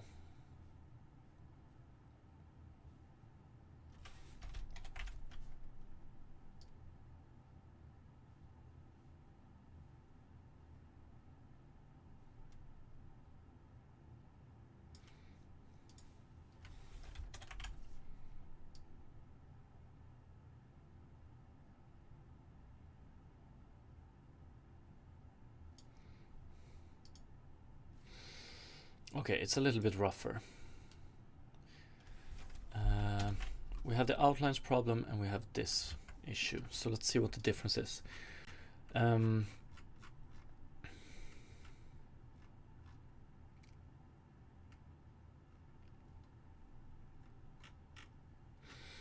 only difference are these methods we call try refract, offset scene information, but this one is only blur relevant, so it's probably not this one that is wrong.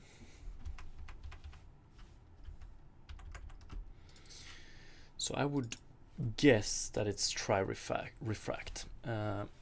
One sec, just gonna get a cup of coffee.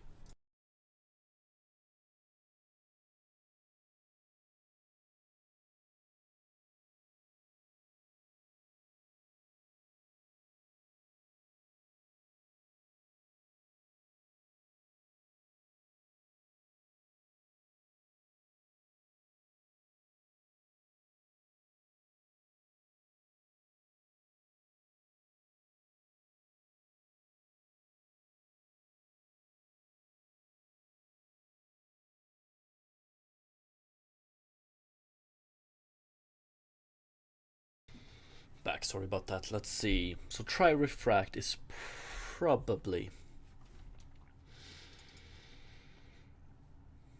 where everything goes to shit. Try refract, UV refracted 4. We just set this one to this, okay.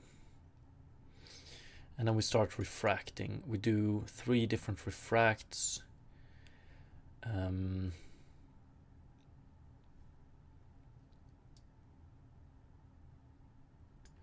Chromatic aberration strength. This one is 0 by default, I think. Right now. Yes. So, which means that this one is always equal to this one.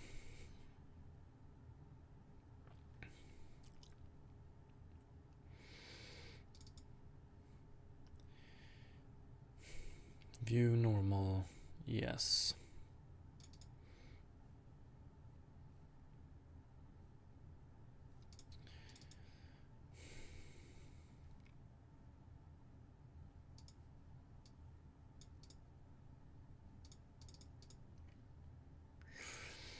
Pretty sure this one is okay.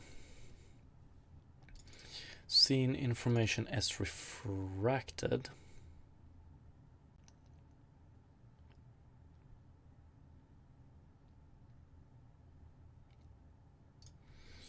Get seen information split, UV refracted 300.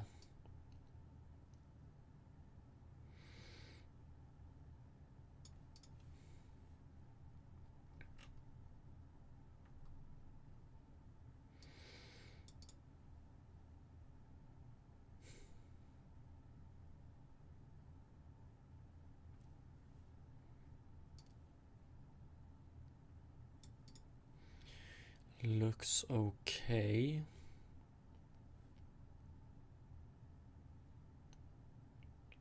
And here you can also see why I want to use 1 here, because the green channel is not going to have any offset initially.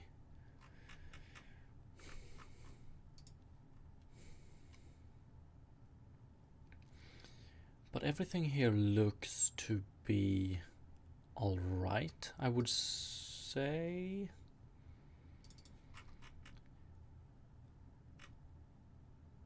So,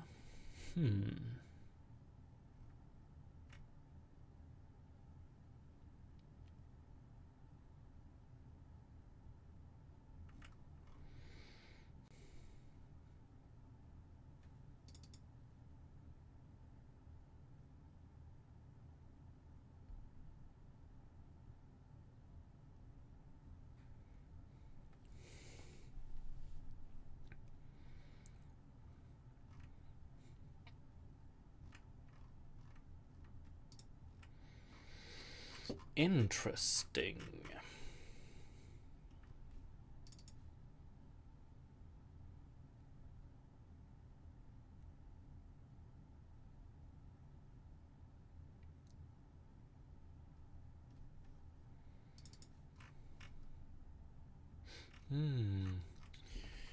Probably want to do 1 here.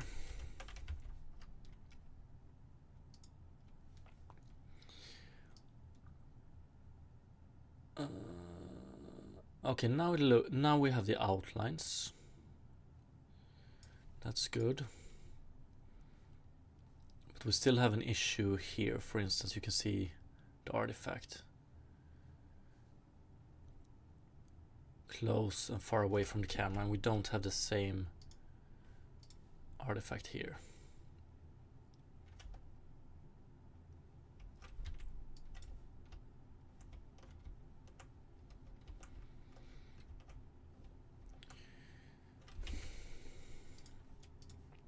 And this is a problem with,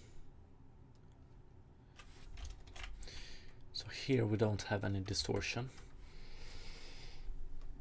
I think that has to do with this one. But that's still, one sec, we're gonna do fidelity low.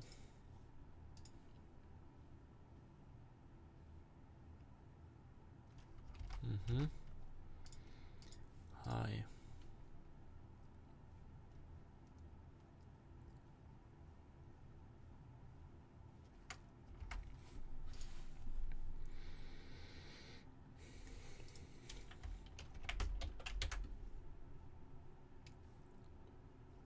Okay, so it's not this one.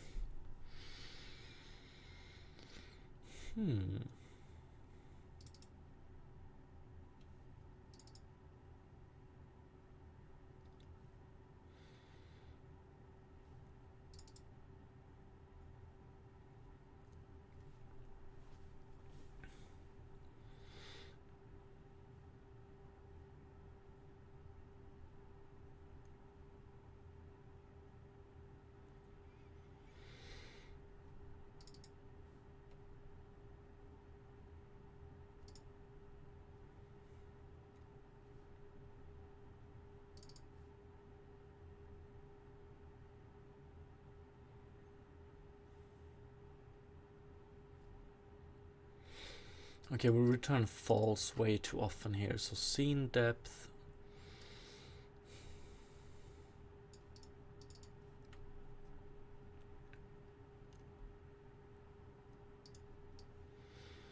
Should be okay.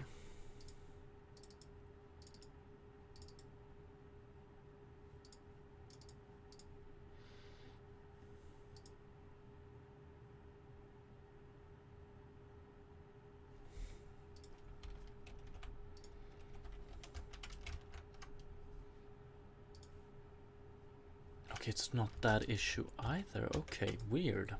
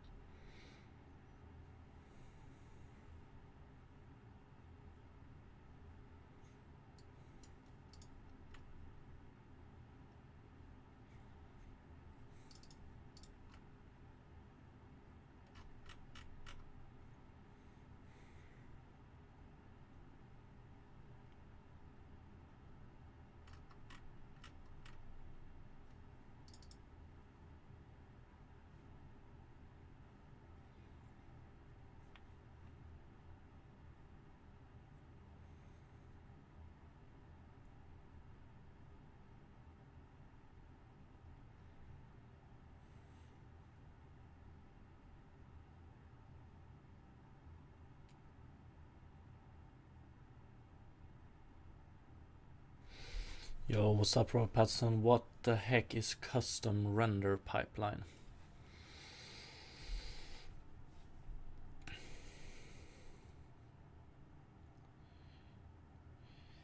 Good question. Guessing. Just a render pipeline that is custom made.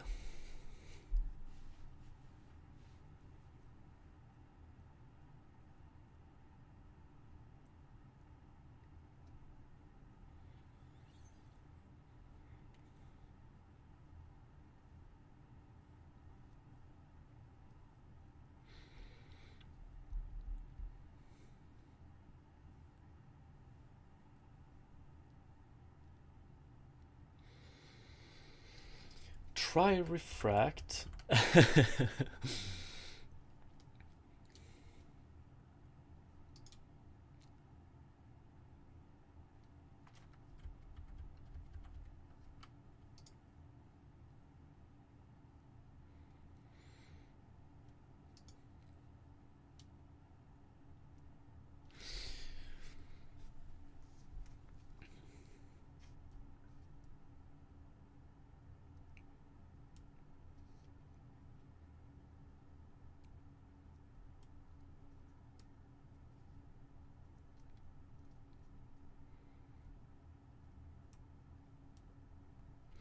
I don't see what would possibly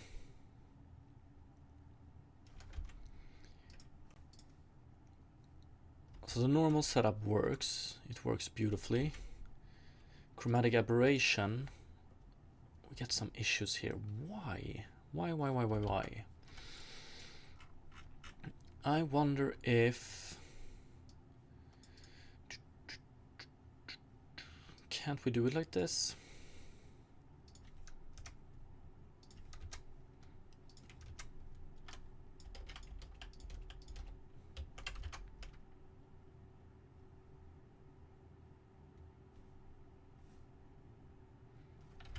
That's not it.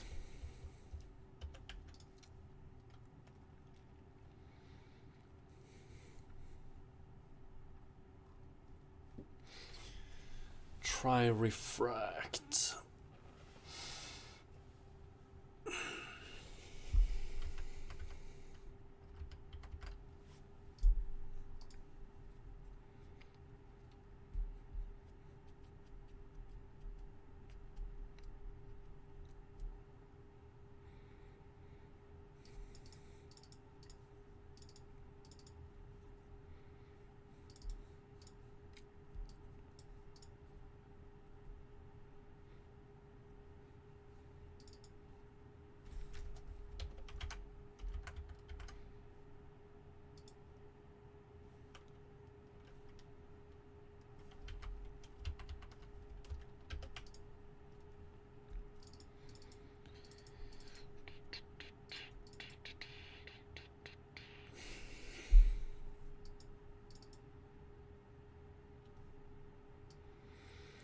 Get scene information split.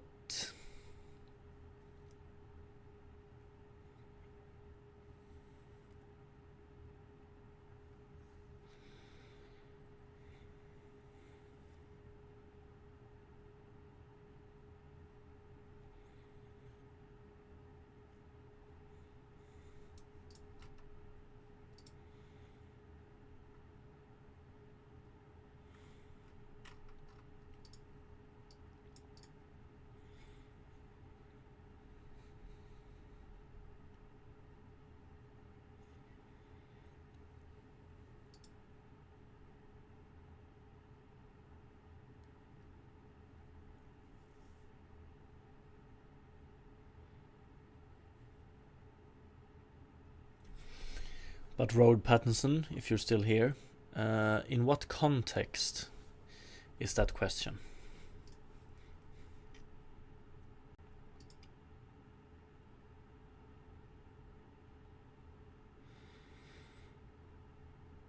And I might be able to give a better answer.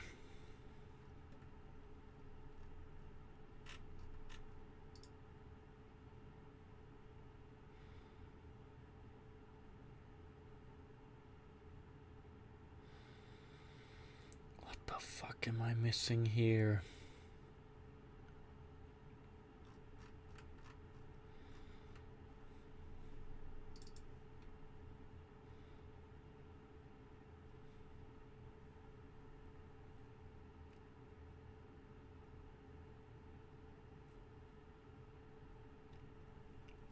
TinyGlade is beautiful. They use custom render pipeline. I guess.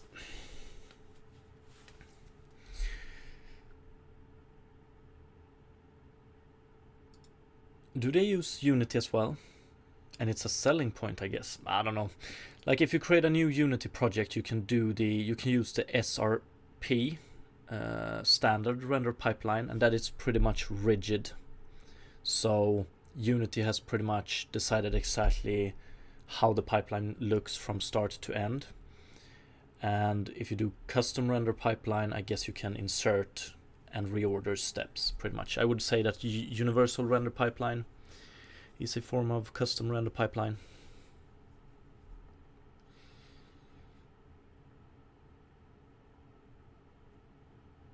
A time ago, like when people said render pipeline a few years ago at least, everybody knew what it meant, or it's my understanding that everybody knew what it meant. So it referred to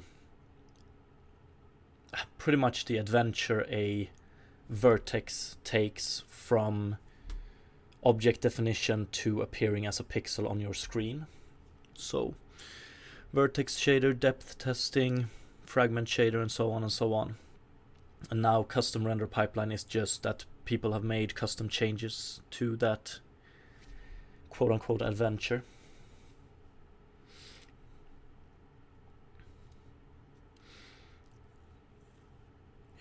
So for instance, I guess if you have heard forward render pipeline and deferred render pipeline, I guess deferred render pipeline would have been referred to as a custom render pipeline when it first came out.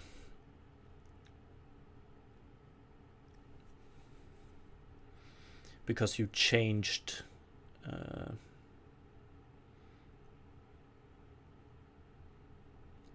you pretty much, instead of outputting everything to the screen, you outputted a lot of data to textures, which you then blended at the end.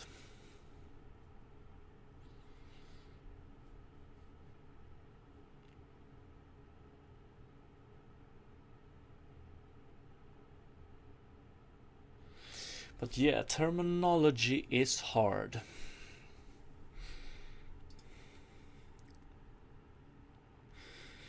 But okay, what the fuck is going wrong here? If we take a look at the artifact we're actually seeing, so we're seeing refraction at certain places, but not at all of them, and we're getting an error here.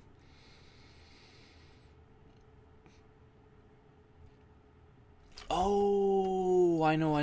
I think I know. Or do I? Linear eye depth. Maybe I don't.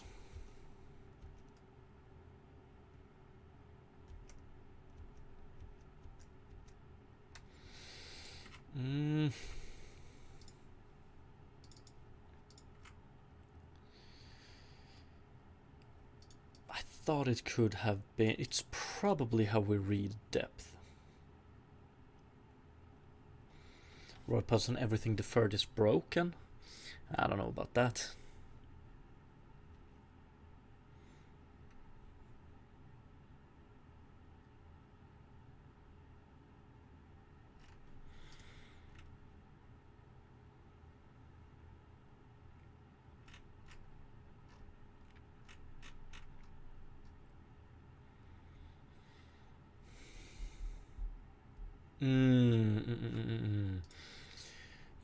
Yes.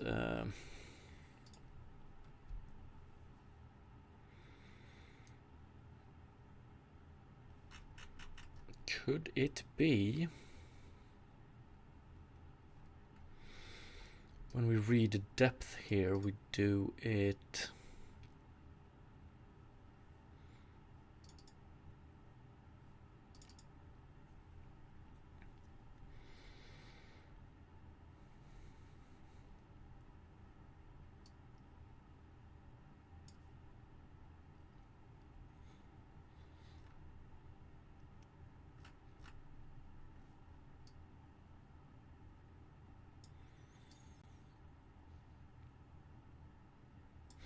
It's not this one that screws it up, right?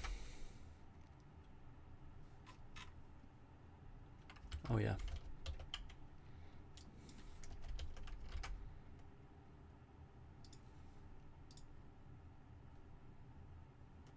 Is it?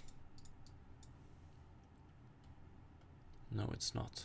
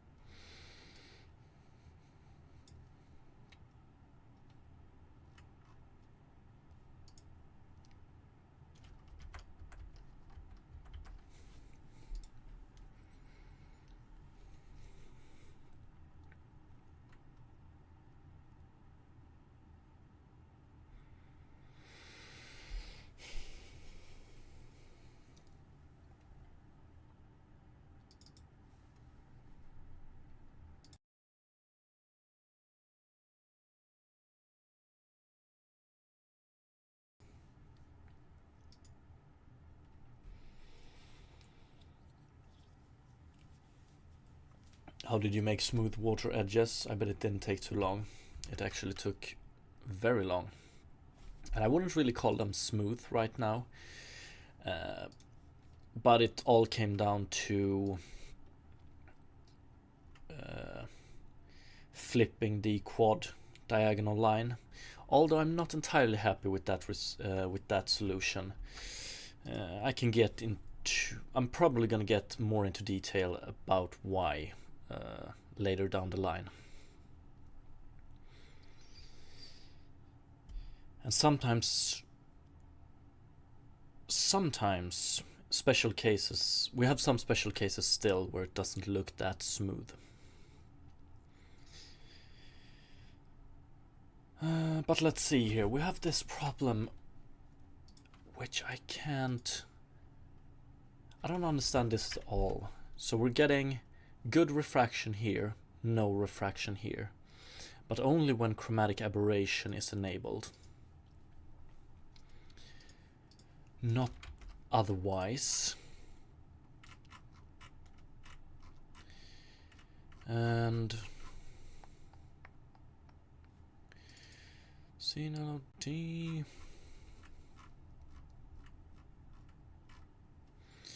Down here we use the exact same code.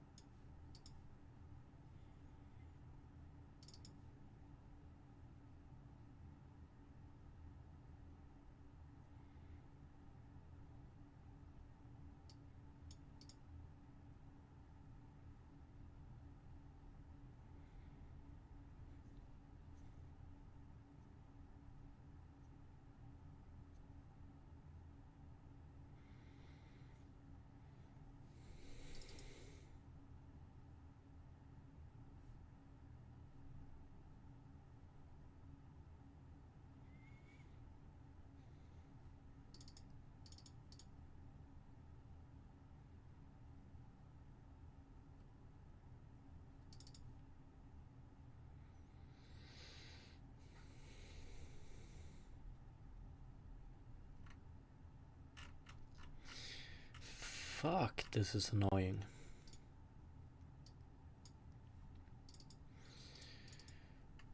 Linear eye depth, sample scene depth.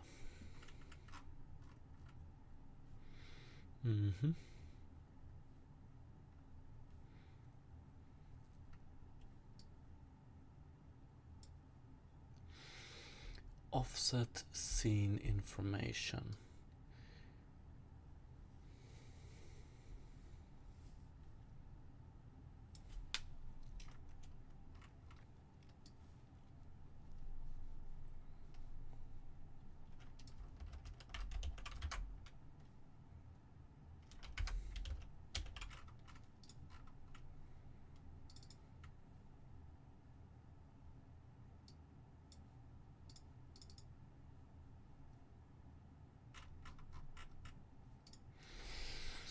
has to be within trirefract. Has to.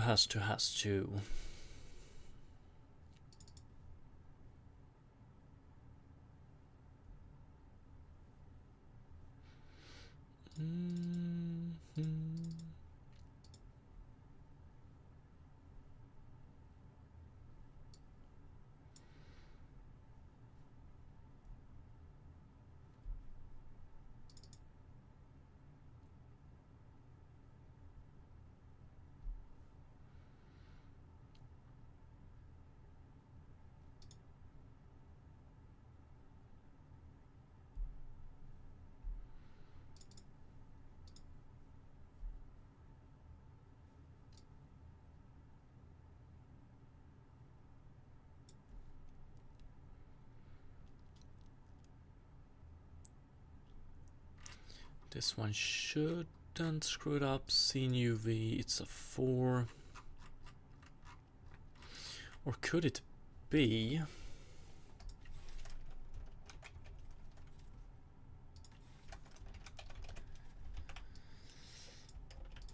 Would be very surprised if this is it.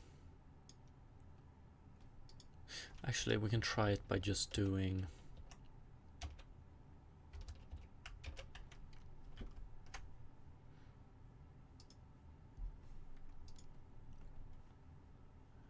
that's not it.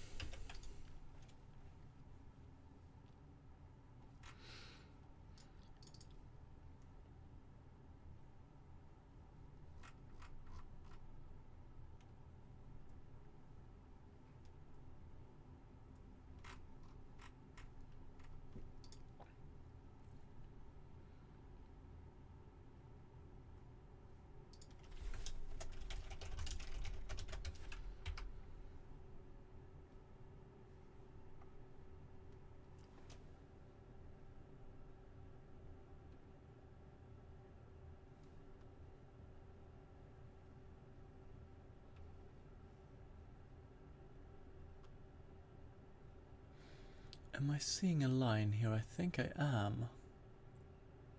Yeah, I think I'm seeing a line here. Definitely. So why the hell do we get a line there? Ooh. Okay. Okay, interesting. So it might not be refract. It might actually be scene information S, get scene information, UV scene center, UV scene center, 0. Get scene information, scene UV. Could it be this one? Actually, do we have that artifact?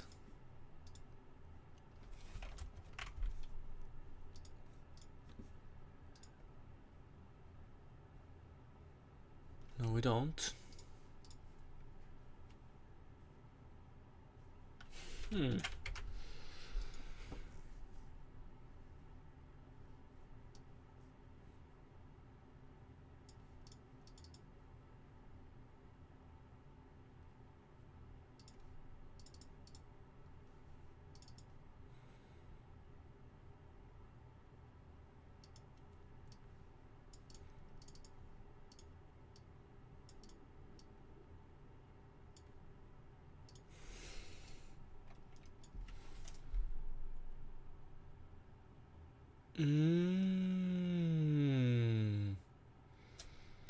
What the fuck?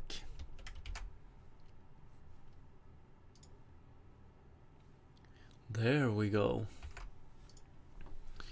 Whoa, sample scene depth, scene UV.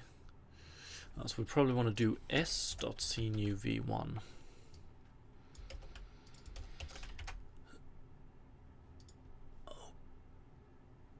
Okay. Okay, let's see what we get now if we do no distort or no refactor. But we do... we probably won't... Okay, so when we do chromatic aberration now, we rely on refraction index. Okay, so this one is -1 right now. Okay, so this, with this implementation, we will go below -1 and 1, or below -1 and above 1. So we probably want to clamp this value eventually. But we should be seeing a difference if we do chromatic aberration strength. Okay. Wow,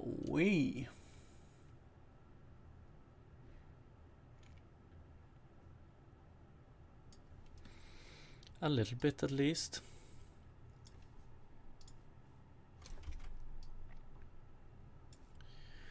Extremely subtle right now though.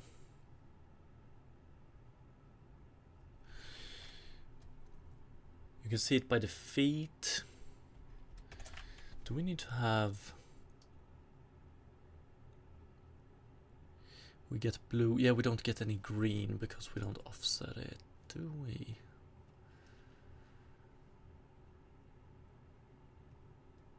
Oh, we do get green, but it's not that visible.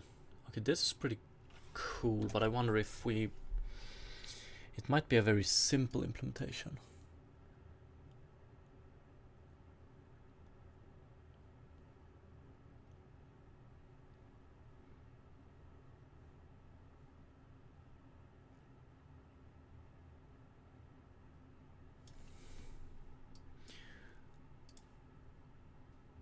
Pretty cool. Pretty cool.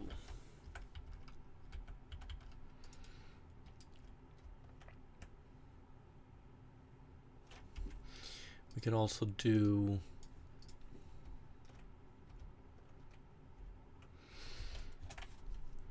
I'm not seeing enough. Oh, we're seeing blue. Derek, very nice work, man. Thank you, appreciate it. And I'm very happy with the shader variant solution we have. So, well, in practice, it's actually 2 different shaders, but it's only 1 shader file, which is very nice. But I wonder if we can make this even nicer eventually.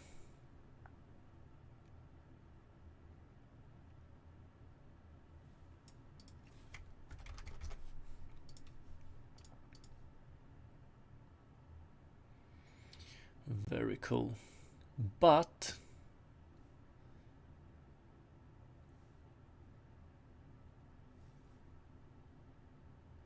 the blue line doesn't seem to... Okay, we have some problem with blue here. It's not getting... At certain points it's not getting...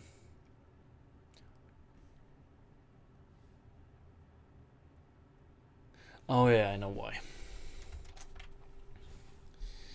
So we go above 1. So chromatic aberration strength. If we have 0.75 here, this one can't be more than 25, I think. 0.2. It's subtle, but it's pretty nice. So what is this? I don't know. Oil? I think it looks pretty damn great.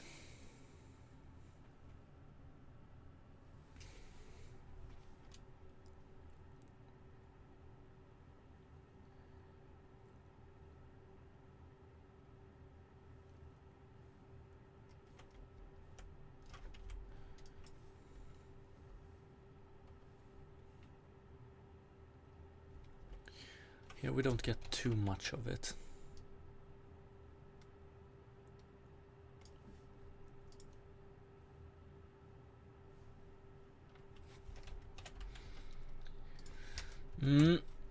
Like this is an extremely simple version of chromatic aberration, I would say. I don't have that much knowledge in it, but let's take a look. Ooh, we have some rough... we're gonna fix these artifacts as well. Yo, what's up, Hercules? Yeah, I think so as well. And Derek, what is the direction of the aberration based on? So the only thing we do with chromatic aberration right now is that we change the water refraction index. So the parameter to refract, it's only this one we change based on channel. which means that this is not actually how it works, but it's a simplification of the fact that red light should refract different than green light and blue light. So this is pretty much like when we calculate the refraction, we just change one variable, but changing that one variable makes it so that we get a different UV coordinate for each color. That's pretty much all we do.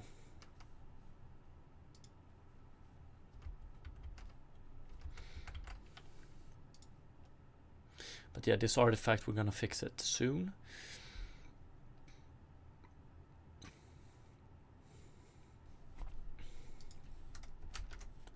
Zero 0.5, 0.5.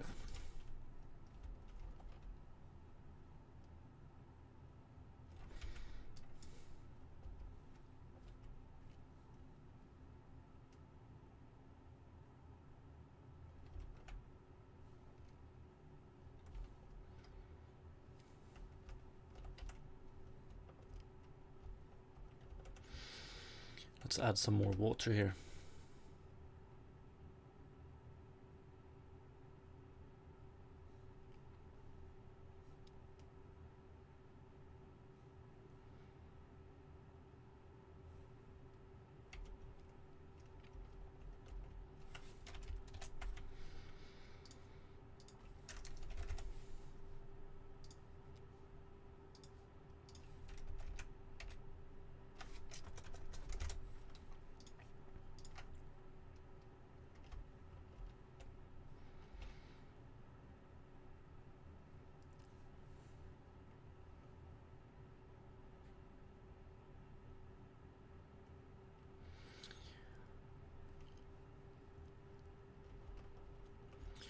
Although I wonder,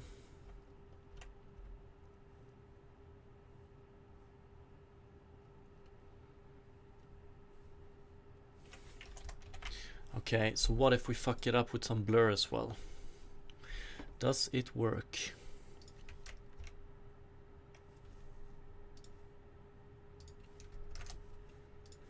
I think it does. Oh my god. Damn.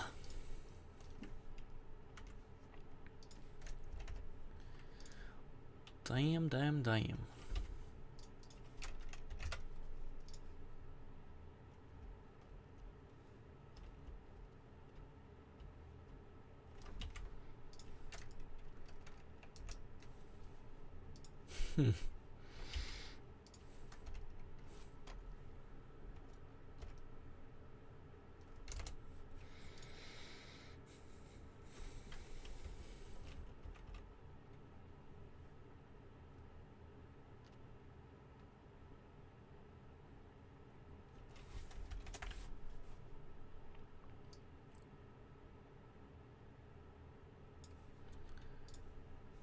Chromatic aberration without refraction, or with very little refraction. Yeah, I don't know about this one though. Ah, we have an error. 0.5 here. We need to clamp that value. So let me see. If we do chromatic aberration strength at 1 and refraction index at 1, we can see here that the blue channel doesn't refract at all. That's because we get refraction index needs to be between -1 and 1. If we have this one at 1 and this one at 1, we get 1 plus 1. So we get a water refraction index of 2, and it doesn't work. So the blue channel here, we don't refract it at all. So we probably need to do, yeah, and we need to fix this issue as well.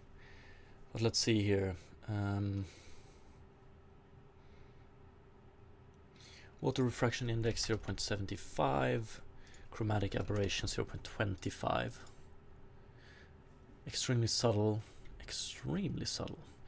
What we want to do is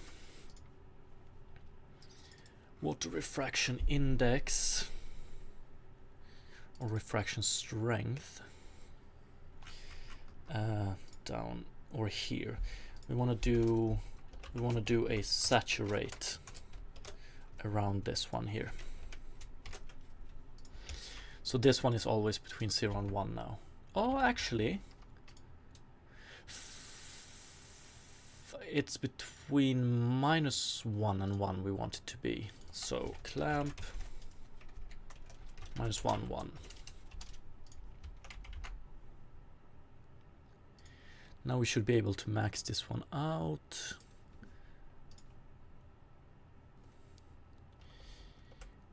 Yeah, the blue one doesn't go that high, but still looks better. 0.5, 0.5.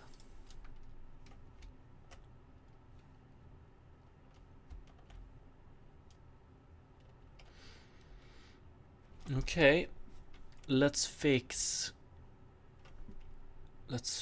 the artifacts we get here.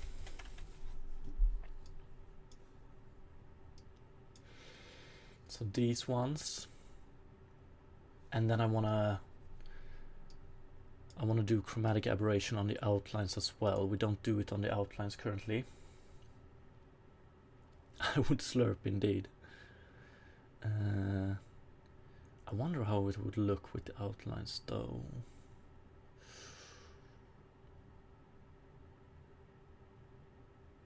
Maybe we don't want to do it on the outlines.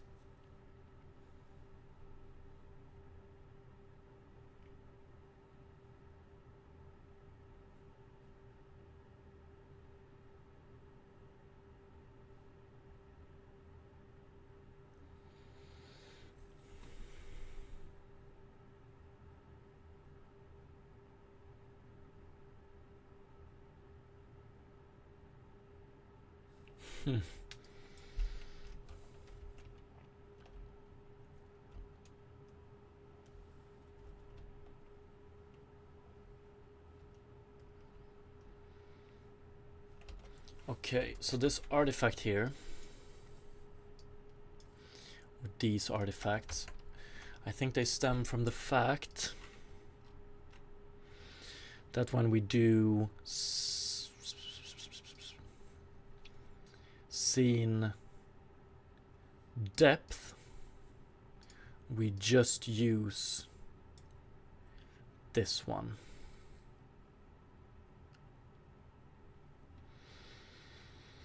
So I think we pretty much want to read one depth per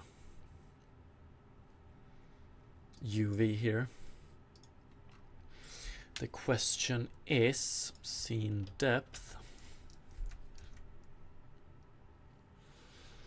We use it in try refract here.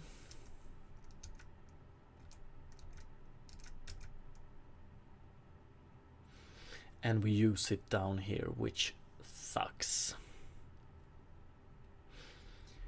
Scene water depth, yes.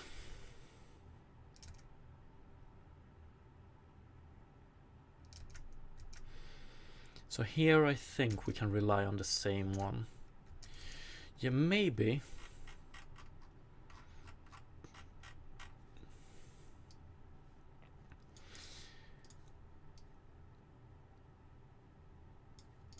It's this check we want to do. We want to do this check per color channel, I think.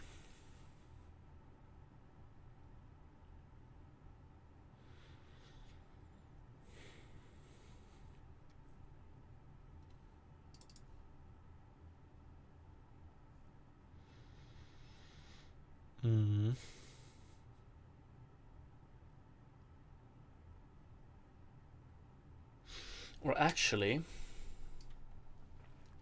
I think we could get away with reading. So we sample 4 linear depth here, but we only take the smallest one. So we take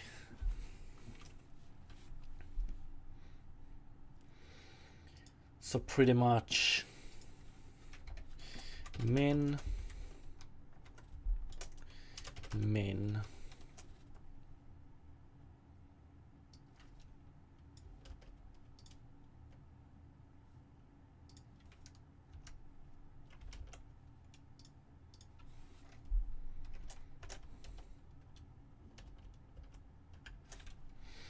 let's do it like this. Float r scene depth is equal to this one.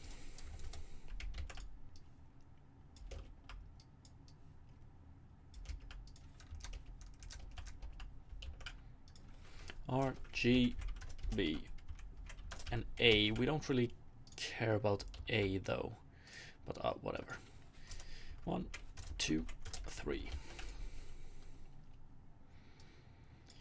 And then we set scene depth to be equal to min.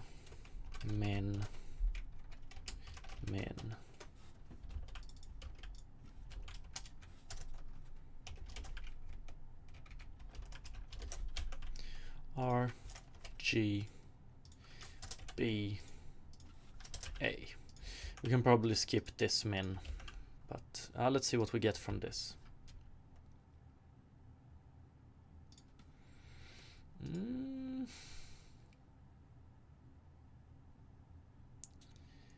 Unfortunate.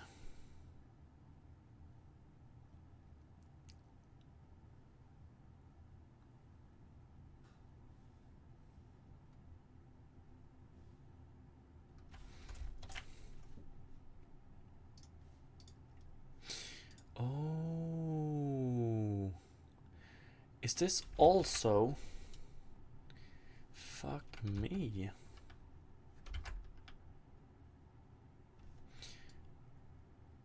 I never saw it as this rough, but maybe this is also because of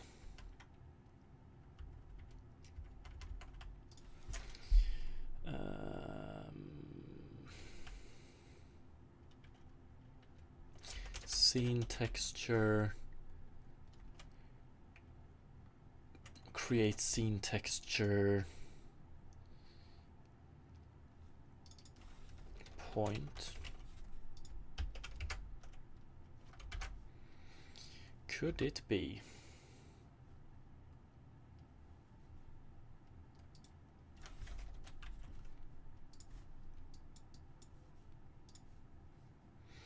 I still think we need to do the new depth calculation as we did.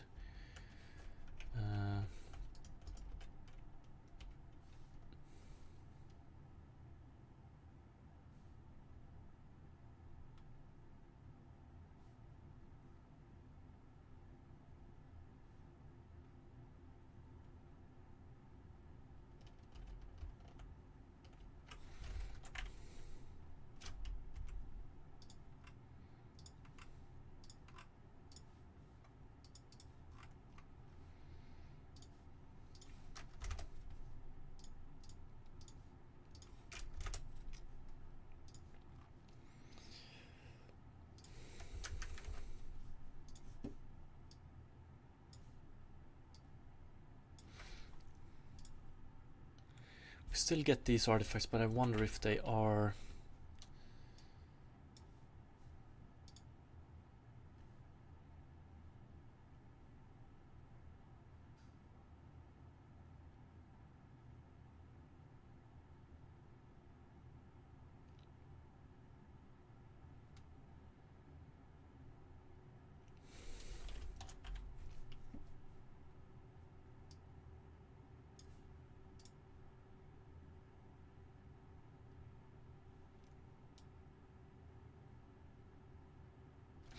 It's better.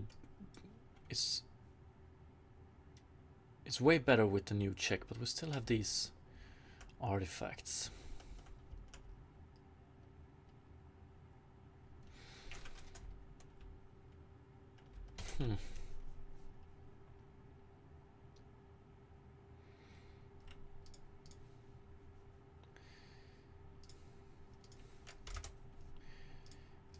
50. Let's go with 100. And let's do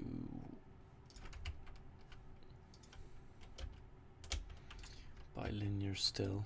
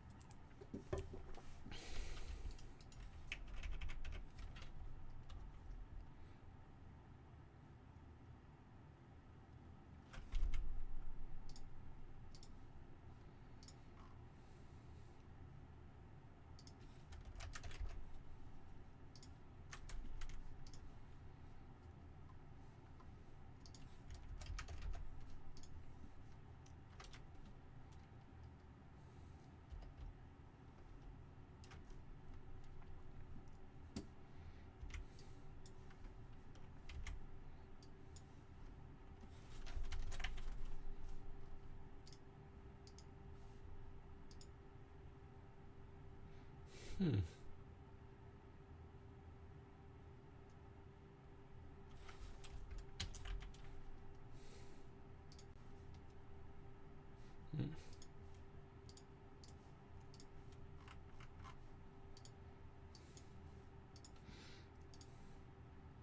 Mm-hmm. Fuck, I don't know. Yeah, we probably want to lerp here. Let's see. So this artifact is extremely hard to solve.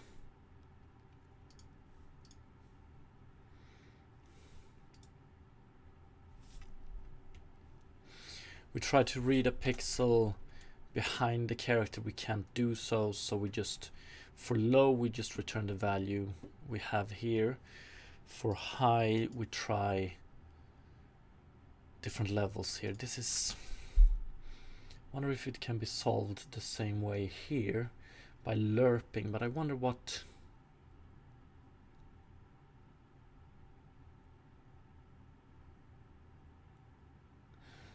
Yeah, maybe we want to solve it by doing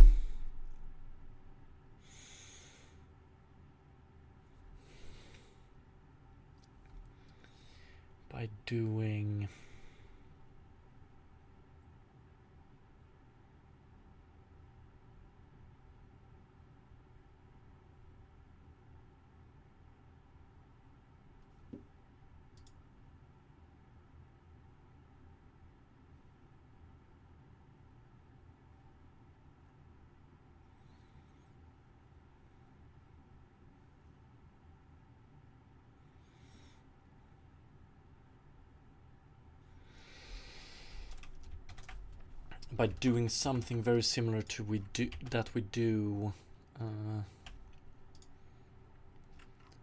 to this one. So when we try to read something outside of the screen, we remap the UV values instead.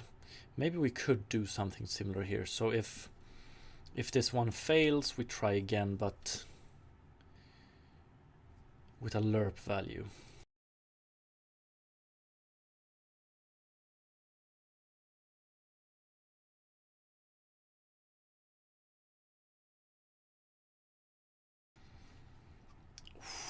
How would we do that?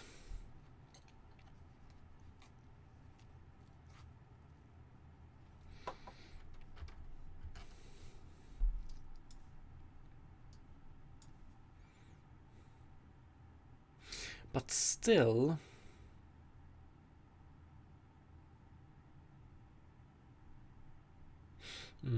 I get it.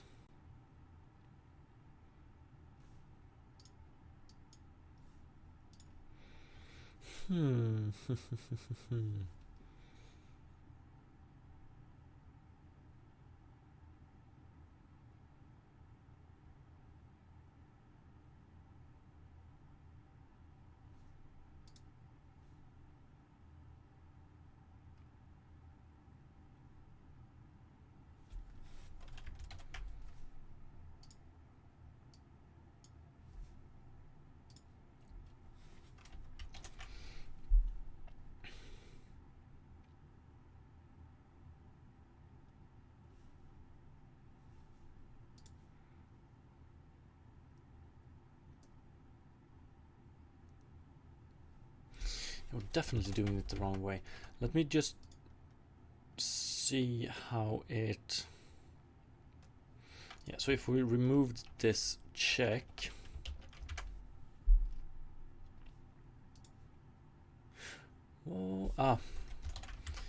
removed it at the wrong place.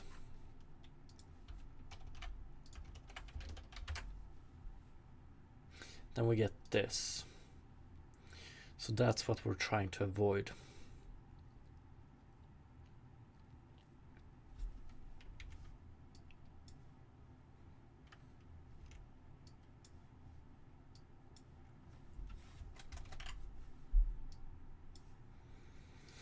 So I guess we want to do a try. If it fails, we do another try. If that one succeeds,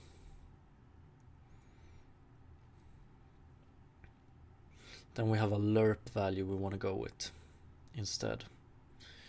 How would that implementation look?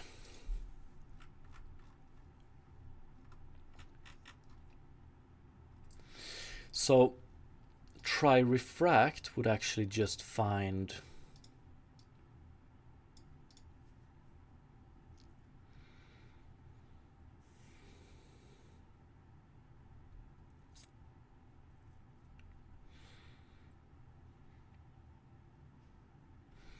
it would try and find a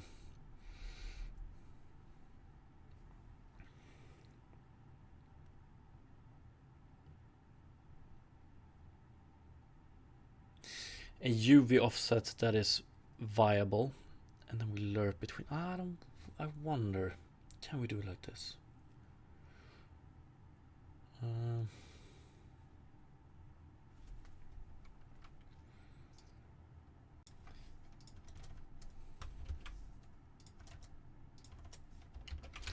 So if we have this check, pretty much we try to refract this point. It reads here, so it doesn't work.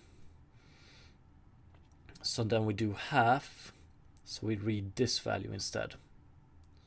And that works, so we return that pixel. And then we won't get that problem until we get to here, because then we read this value. If we do half here, we get to this one.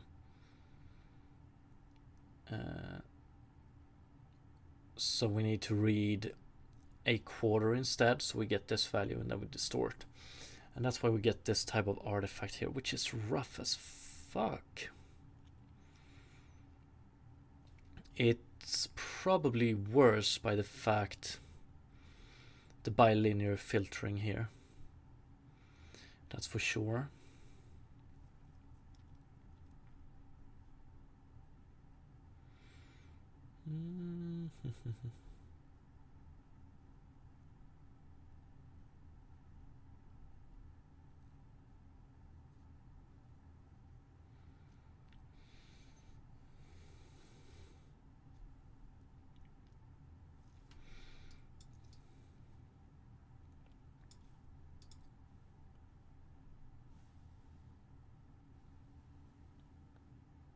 Fuck, was it always this visible?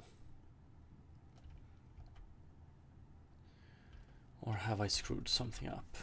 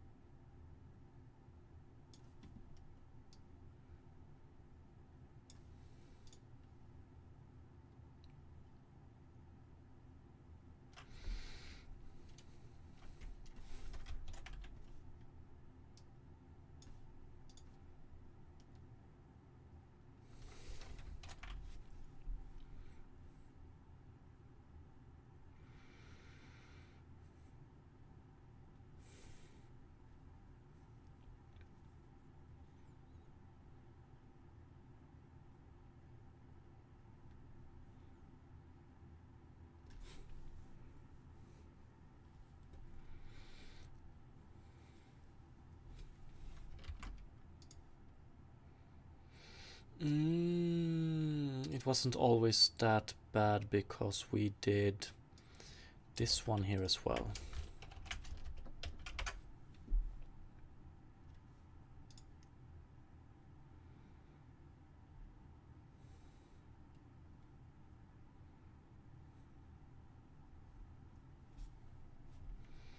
And this is definitely not as bad. It's still bad, but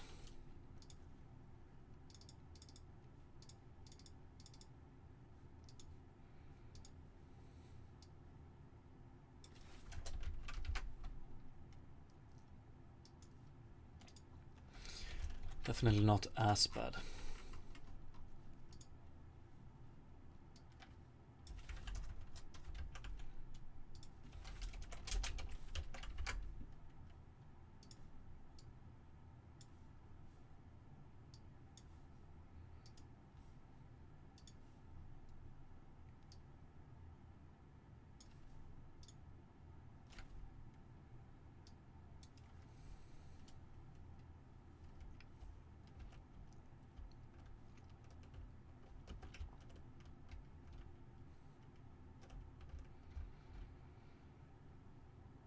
Would definitely like to minimize it, that's for sure.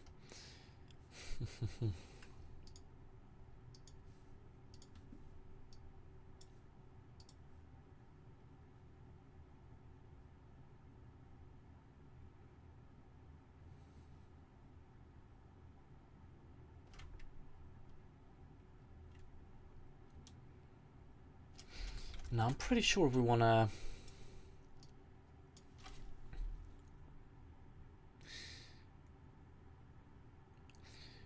try and find this point.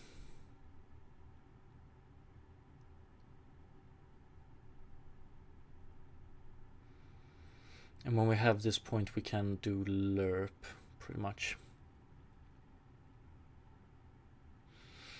But we're not gonna get the same UV value per pixel.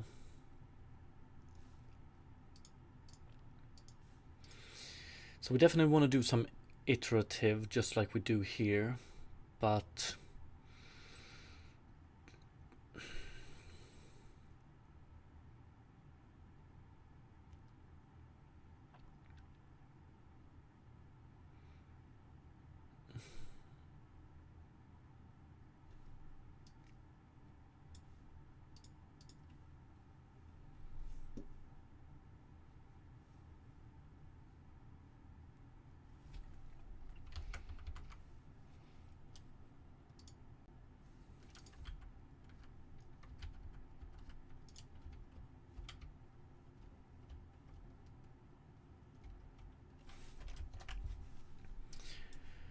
what would be the best course of action here?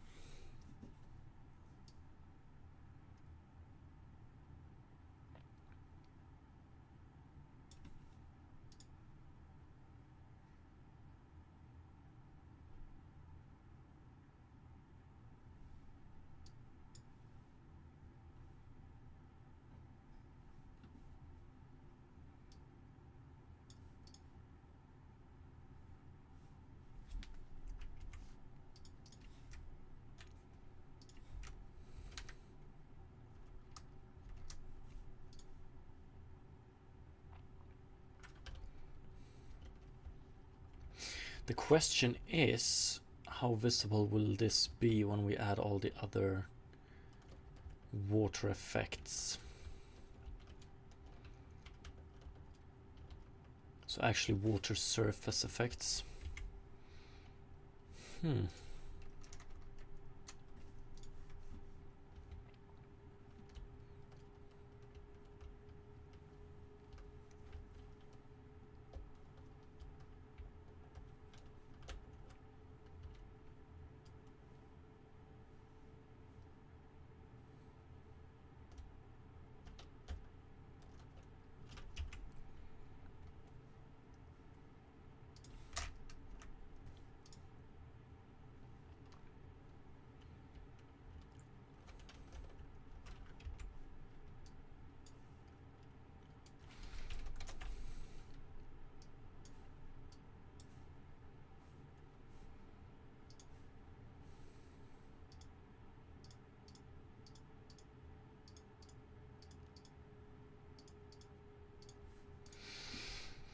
Hmm.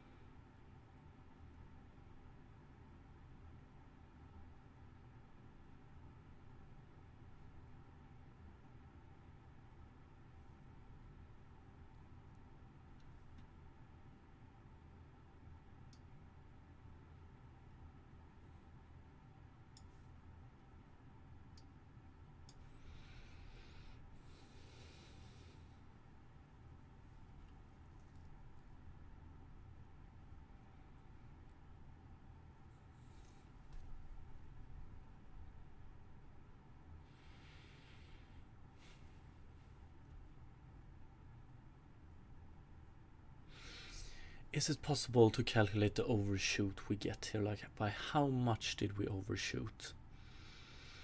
And then depending on the overshoot...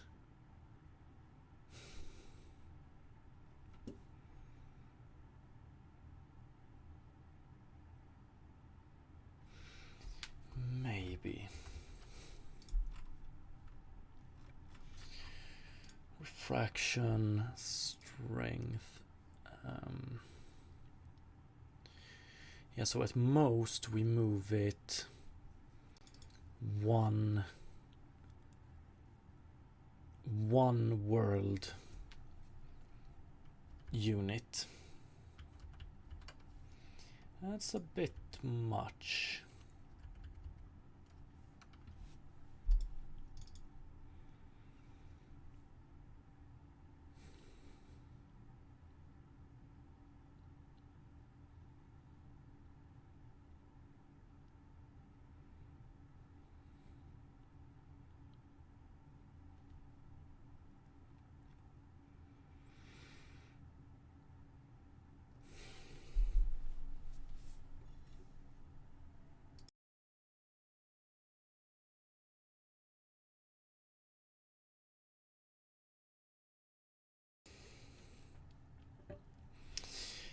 Yeah, the hardest part about this is like I'm trying to fix this in a similar way we did with being outside of the texture, but here we always like these are static edges on the texture, so if the UV is below 0 in any direction or above 1 in any direction, then we know that we're outside of the texture, and we know by how much. What we have here is more of a dynamic limit. Like it's gonna be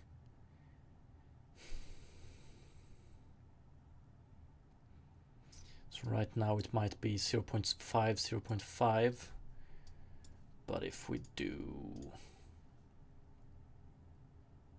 yeah, it's gonna be 0.5, 0.5 roughly for the hat because it's in the center of the screen, but here we're working with another value. If we had unlimited number of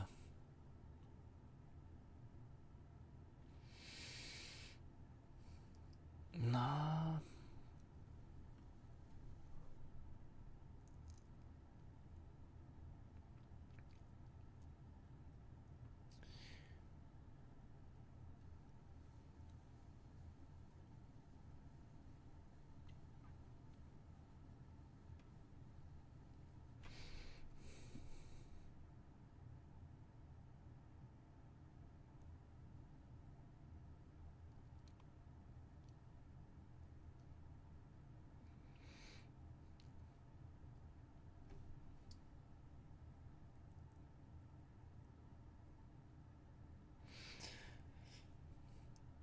like solving it, if we wanted to 100% get rid of it, we would have to rely on like some ray tracing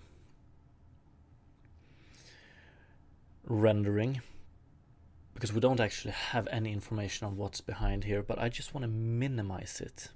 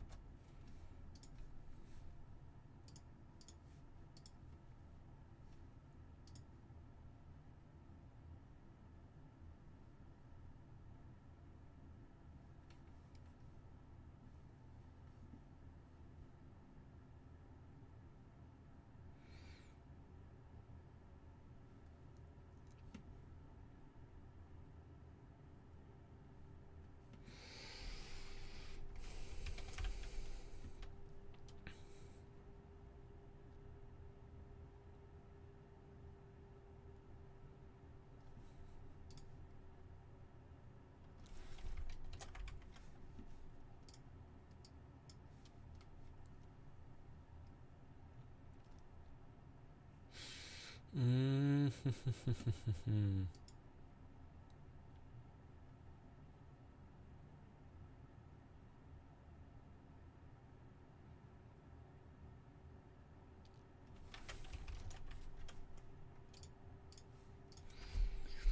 The revert solution might be better here, would it?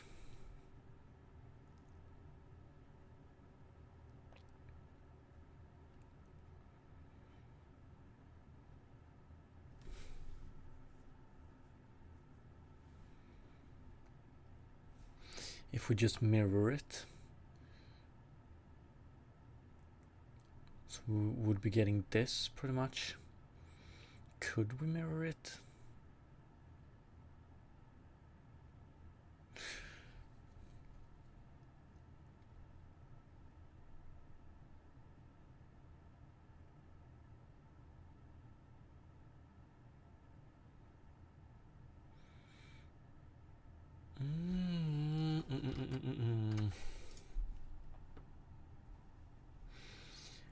Refraction strength, maybe.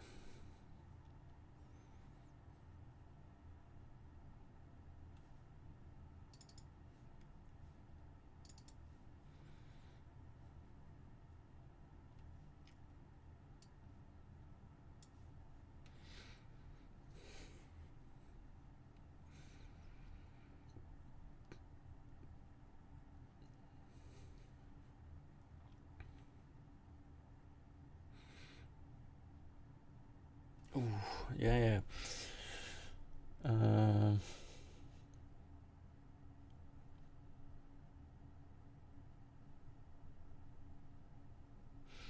So if we get a refraction strength of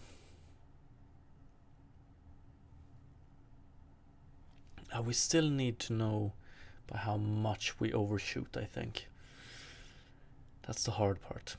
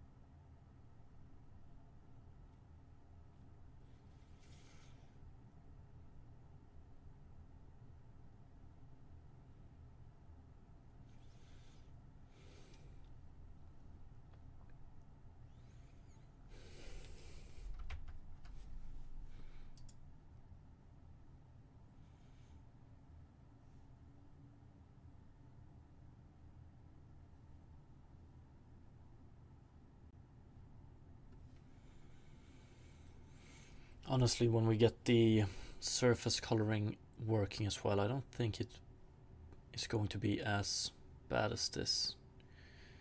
It's not going to be as visible as this though, but still.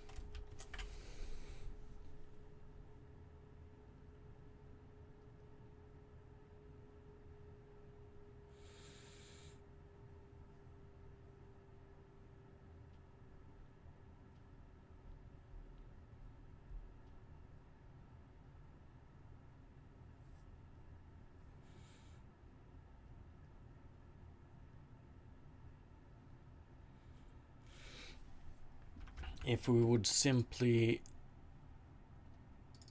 refraction exponent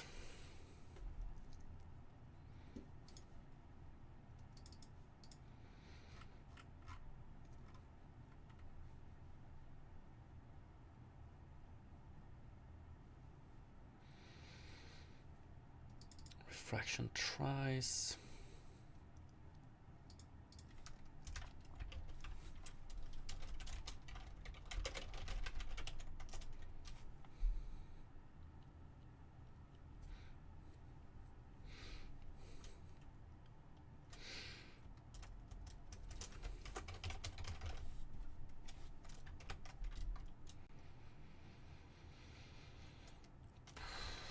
Let's just go with 5 and we do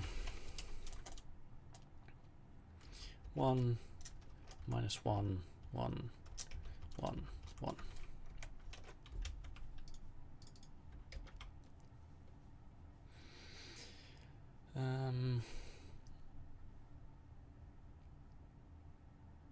Refraction tries. Here we do refraction multiplier, refraction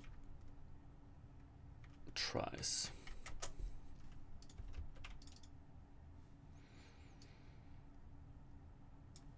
And in here we don't do this exponent. Yeah, we just do this. So first we try with 1 here, then we try with minus 1. And then we just try with 1 1 1 1.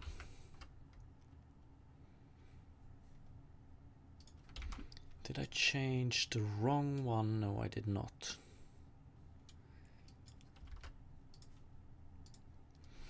But we want to do high here. Yeah, maybe this is preferable. We get this weird thing going on here though, but maybe this is...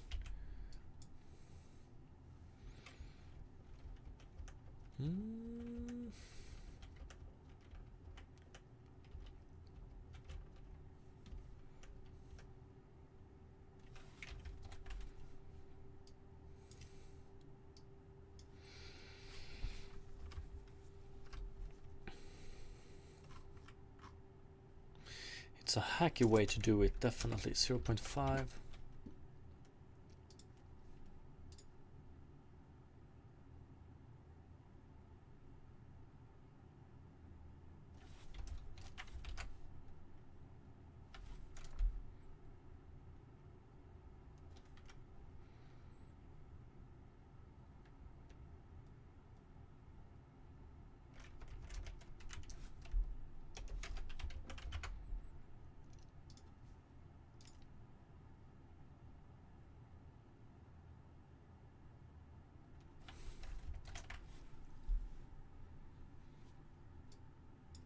Fabrik, I don't know. I think you have to pour water on the monitor and compare. Yeah, I might be at that point soon.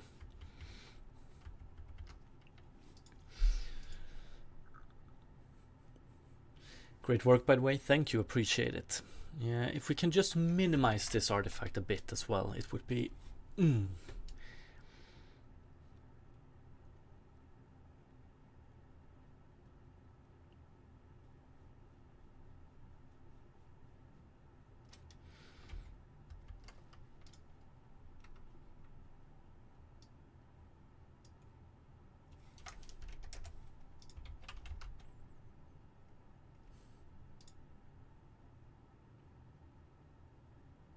Like, if we could just do something by the edge here, like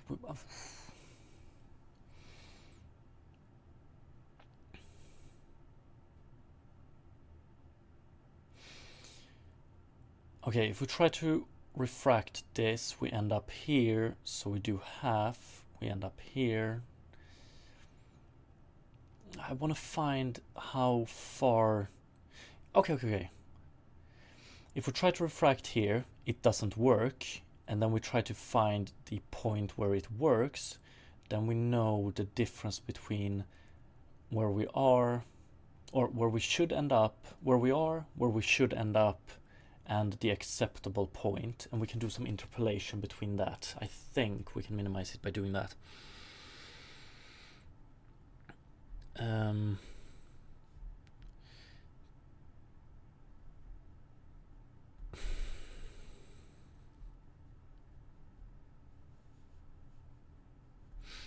Because this one is gonna get a value of, let's say that we get 0.5 for this point.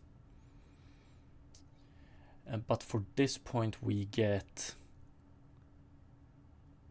0.05. Right, so this one should end up here, but it's at a half point. This one should end up here, but it's right at the beginning. Okay, so we get dynamic values for those if we find them. It depends on how many loops we're gonna do to check it. But we definitely get a relative value there. And what can we do with that one? 0.5. Then we wanna distort a bit more than this one.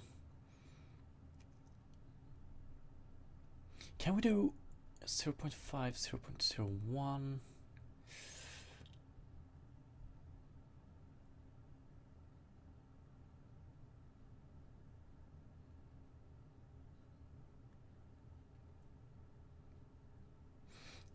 But if we find this one, that's going to be the hard part.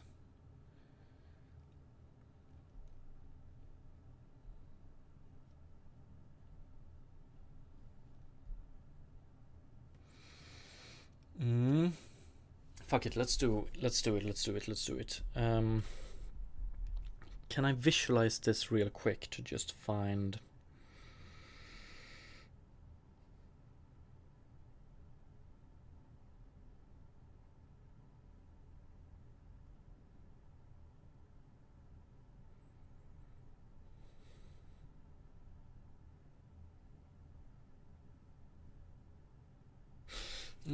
Can we just do... Let's go 1, 0.5, 0.25, 0.125, 0.06, 12.5.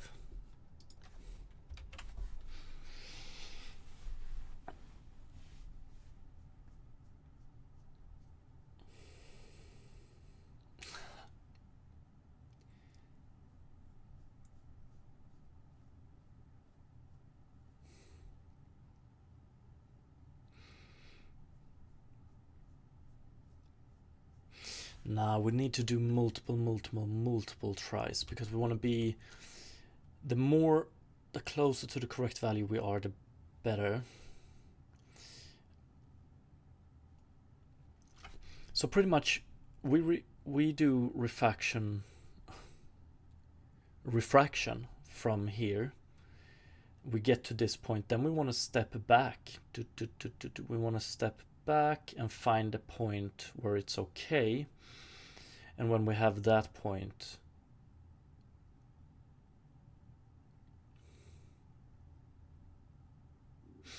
okay, so if we want to do it optimized, we want to do refract, we get to here, we go half back. If we're outside, we go half of that forward, half of that back. Oh fuck, that's complicated. Okay, we can do it the brute force way first, just see if we get a correct result.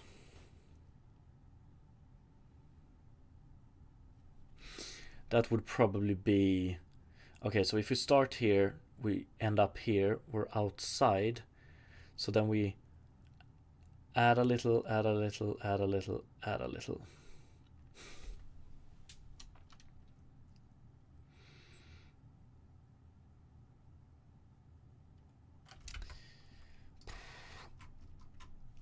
Try refract.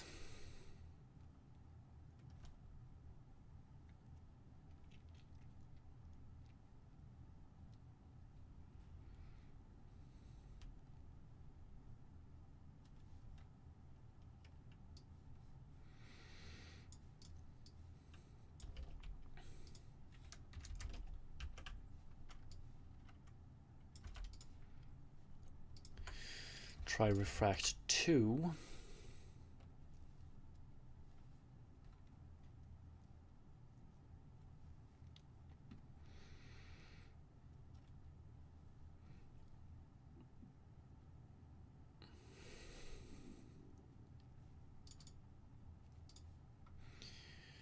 Okay, if this one fails, we do else.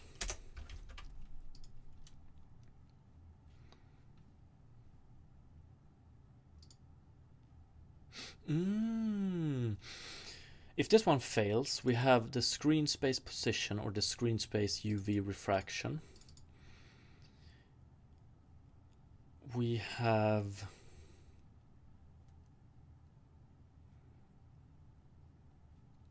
and we have the start one as well. So I think we want to do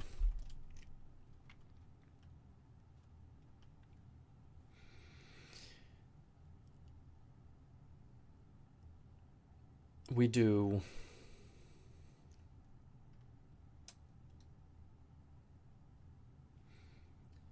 Globox, thank you for the follow, appreciate it.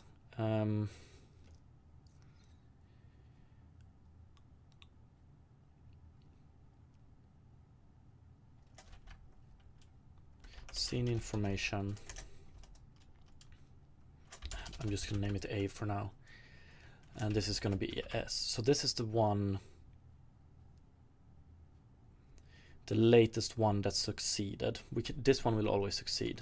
And then we do while or int tries is equal to 0, while tries is less than 10, or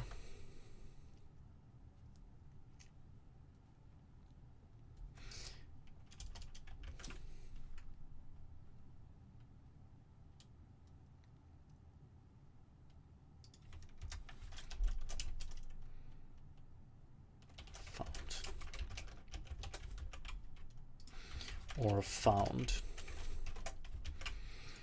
Gotta be careful with these while loops on the shader so that I don't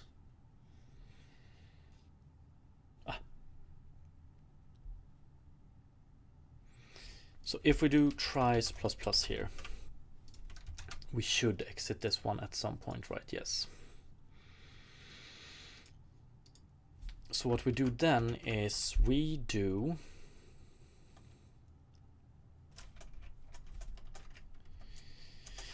I don't think I will be able to finish this one today, but float step is equal to 0.1. Actually, let's do 1.0 divided by int max tries is equal to 10.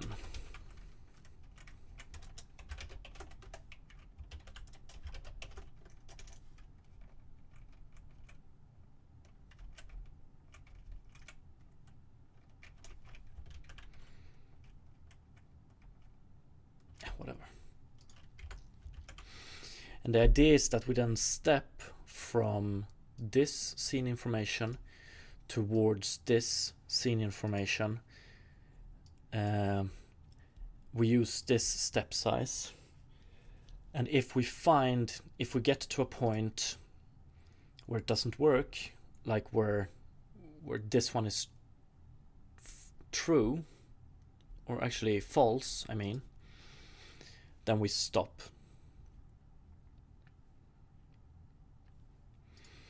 So it would look something like float 2 new UV new is equal to lerp between s.uv or UV center and s refracted dot UV center, and we want to lerp by tries multiplied by step. We have already tried once. Tries plus by step. Okay, and when we have a new UV, what we do then is we do one of these. So each of these are actually like 2 or 3 texture reads, so that sucks. But SR, we do UV new here, and then we check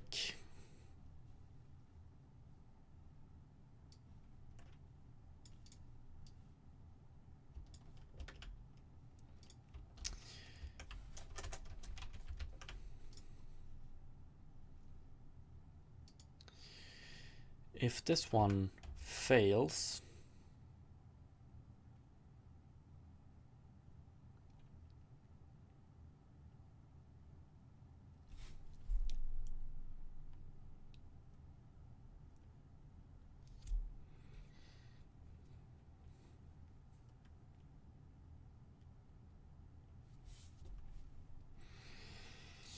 If this one fails, we set found to true.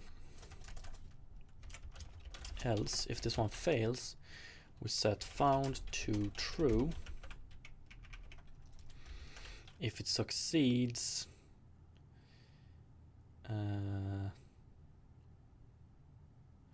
we set A equal to SR, and we want to do SR here. SR.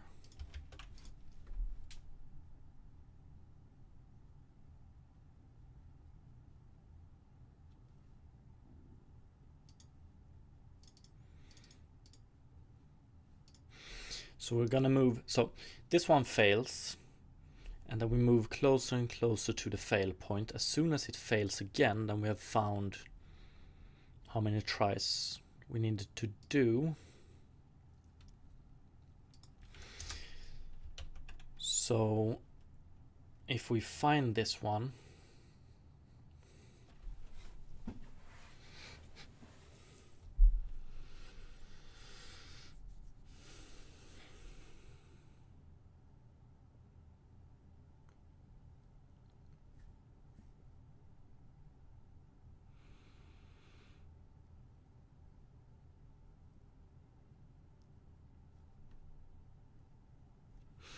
then we have the latest one that succeeded.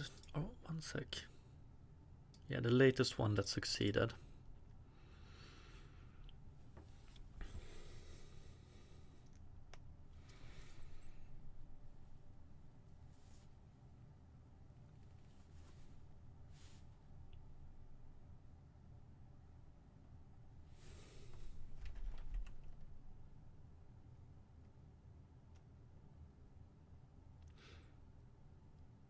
Or actually, then we know that the last one that succeeded, so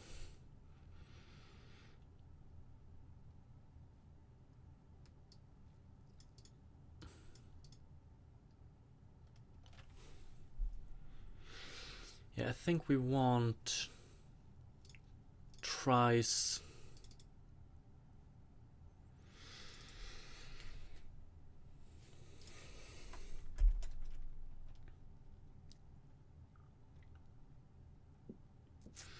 float,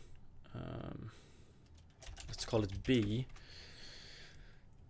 It's chaos here right now, but B is equal to tries minus 1 times step divided by 1. So how far along the line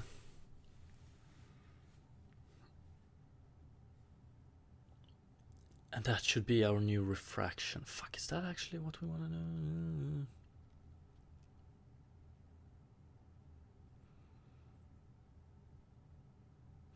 No. So we should, I wonder if we can do it as easy as we just set refraction to be equal to this one.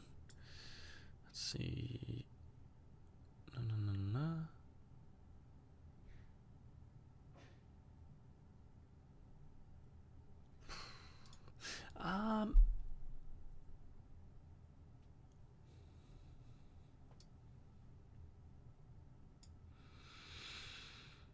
Okay, this is complicated. I'm probably gonna need to.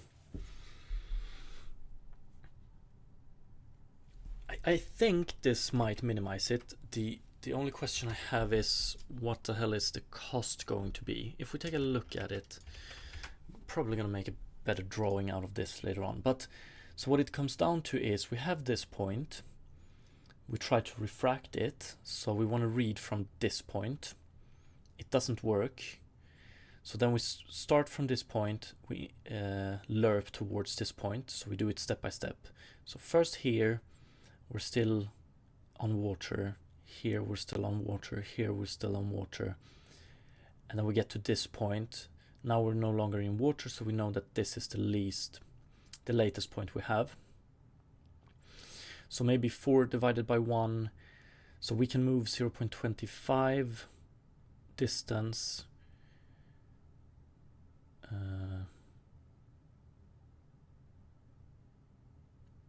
Because we want to use that result later on, because basically what we want to do is we want to distort more, less. 0.4,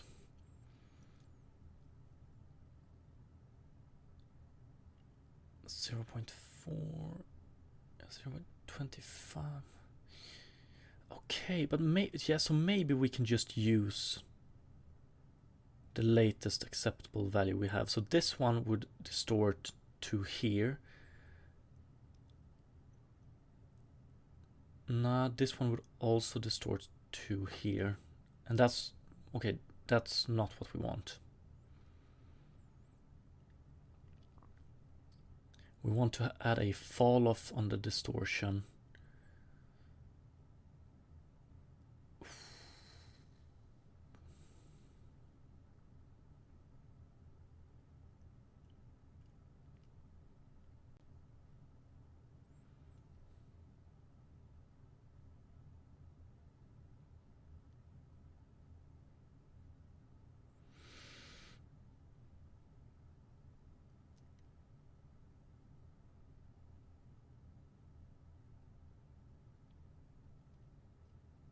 Yeah, so basically if the longer we walk,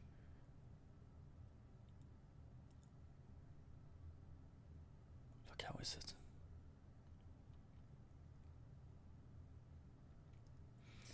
The longer we walk,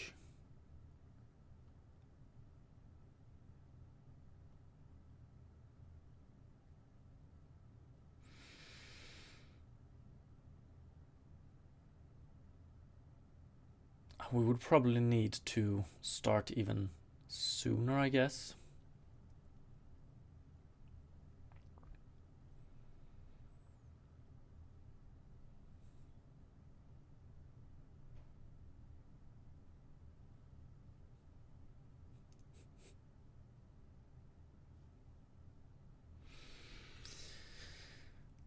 I don't even know what to say to that, Robert Pattinson. I'm gonna have to think about this one because I need to run now, unfortunately. But if we could, starting at this point, maybe distort less and less down to 0 here, I think we could minimize this artifact quite a lot. We want to get this edge here, we want to like blur it out basically. But yeah, I'm gonna think about this one during the weekend and hopefully have a good plan when I return on Monday, because I gotta run now. But still great progress today, I think. Managed to fully implement chromatic aberration. That's beautiful. So thank you so much for watching, everybody, and have a great weekend. And hopefully I will see you Monday. Peace.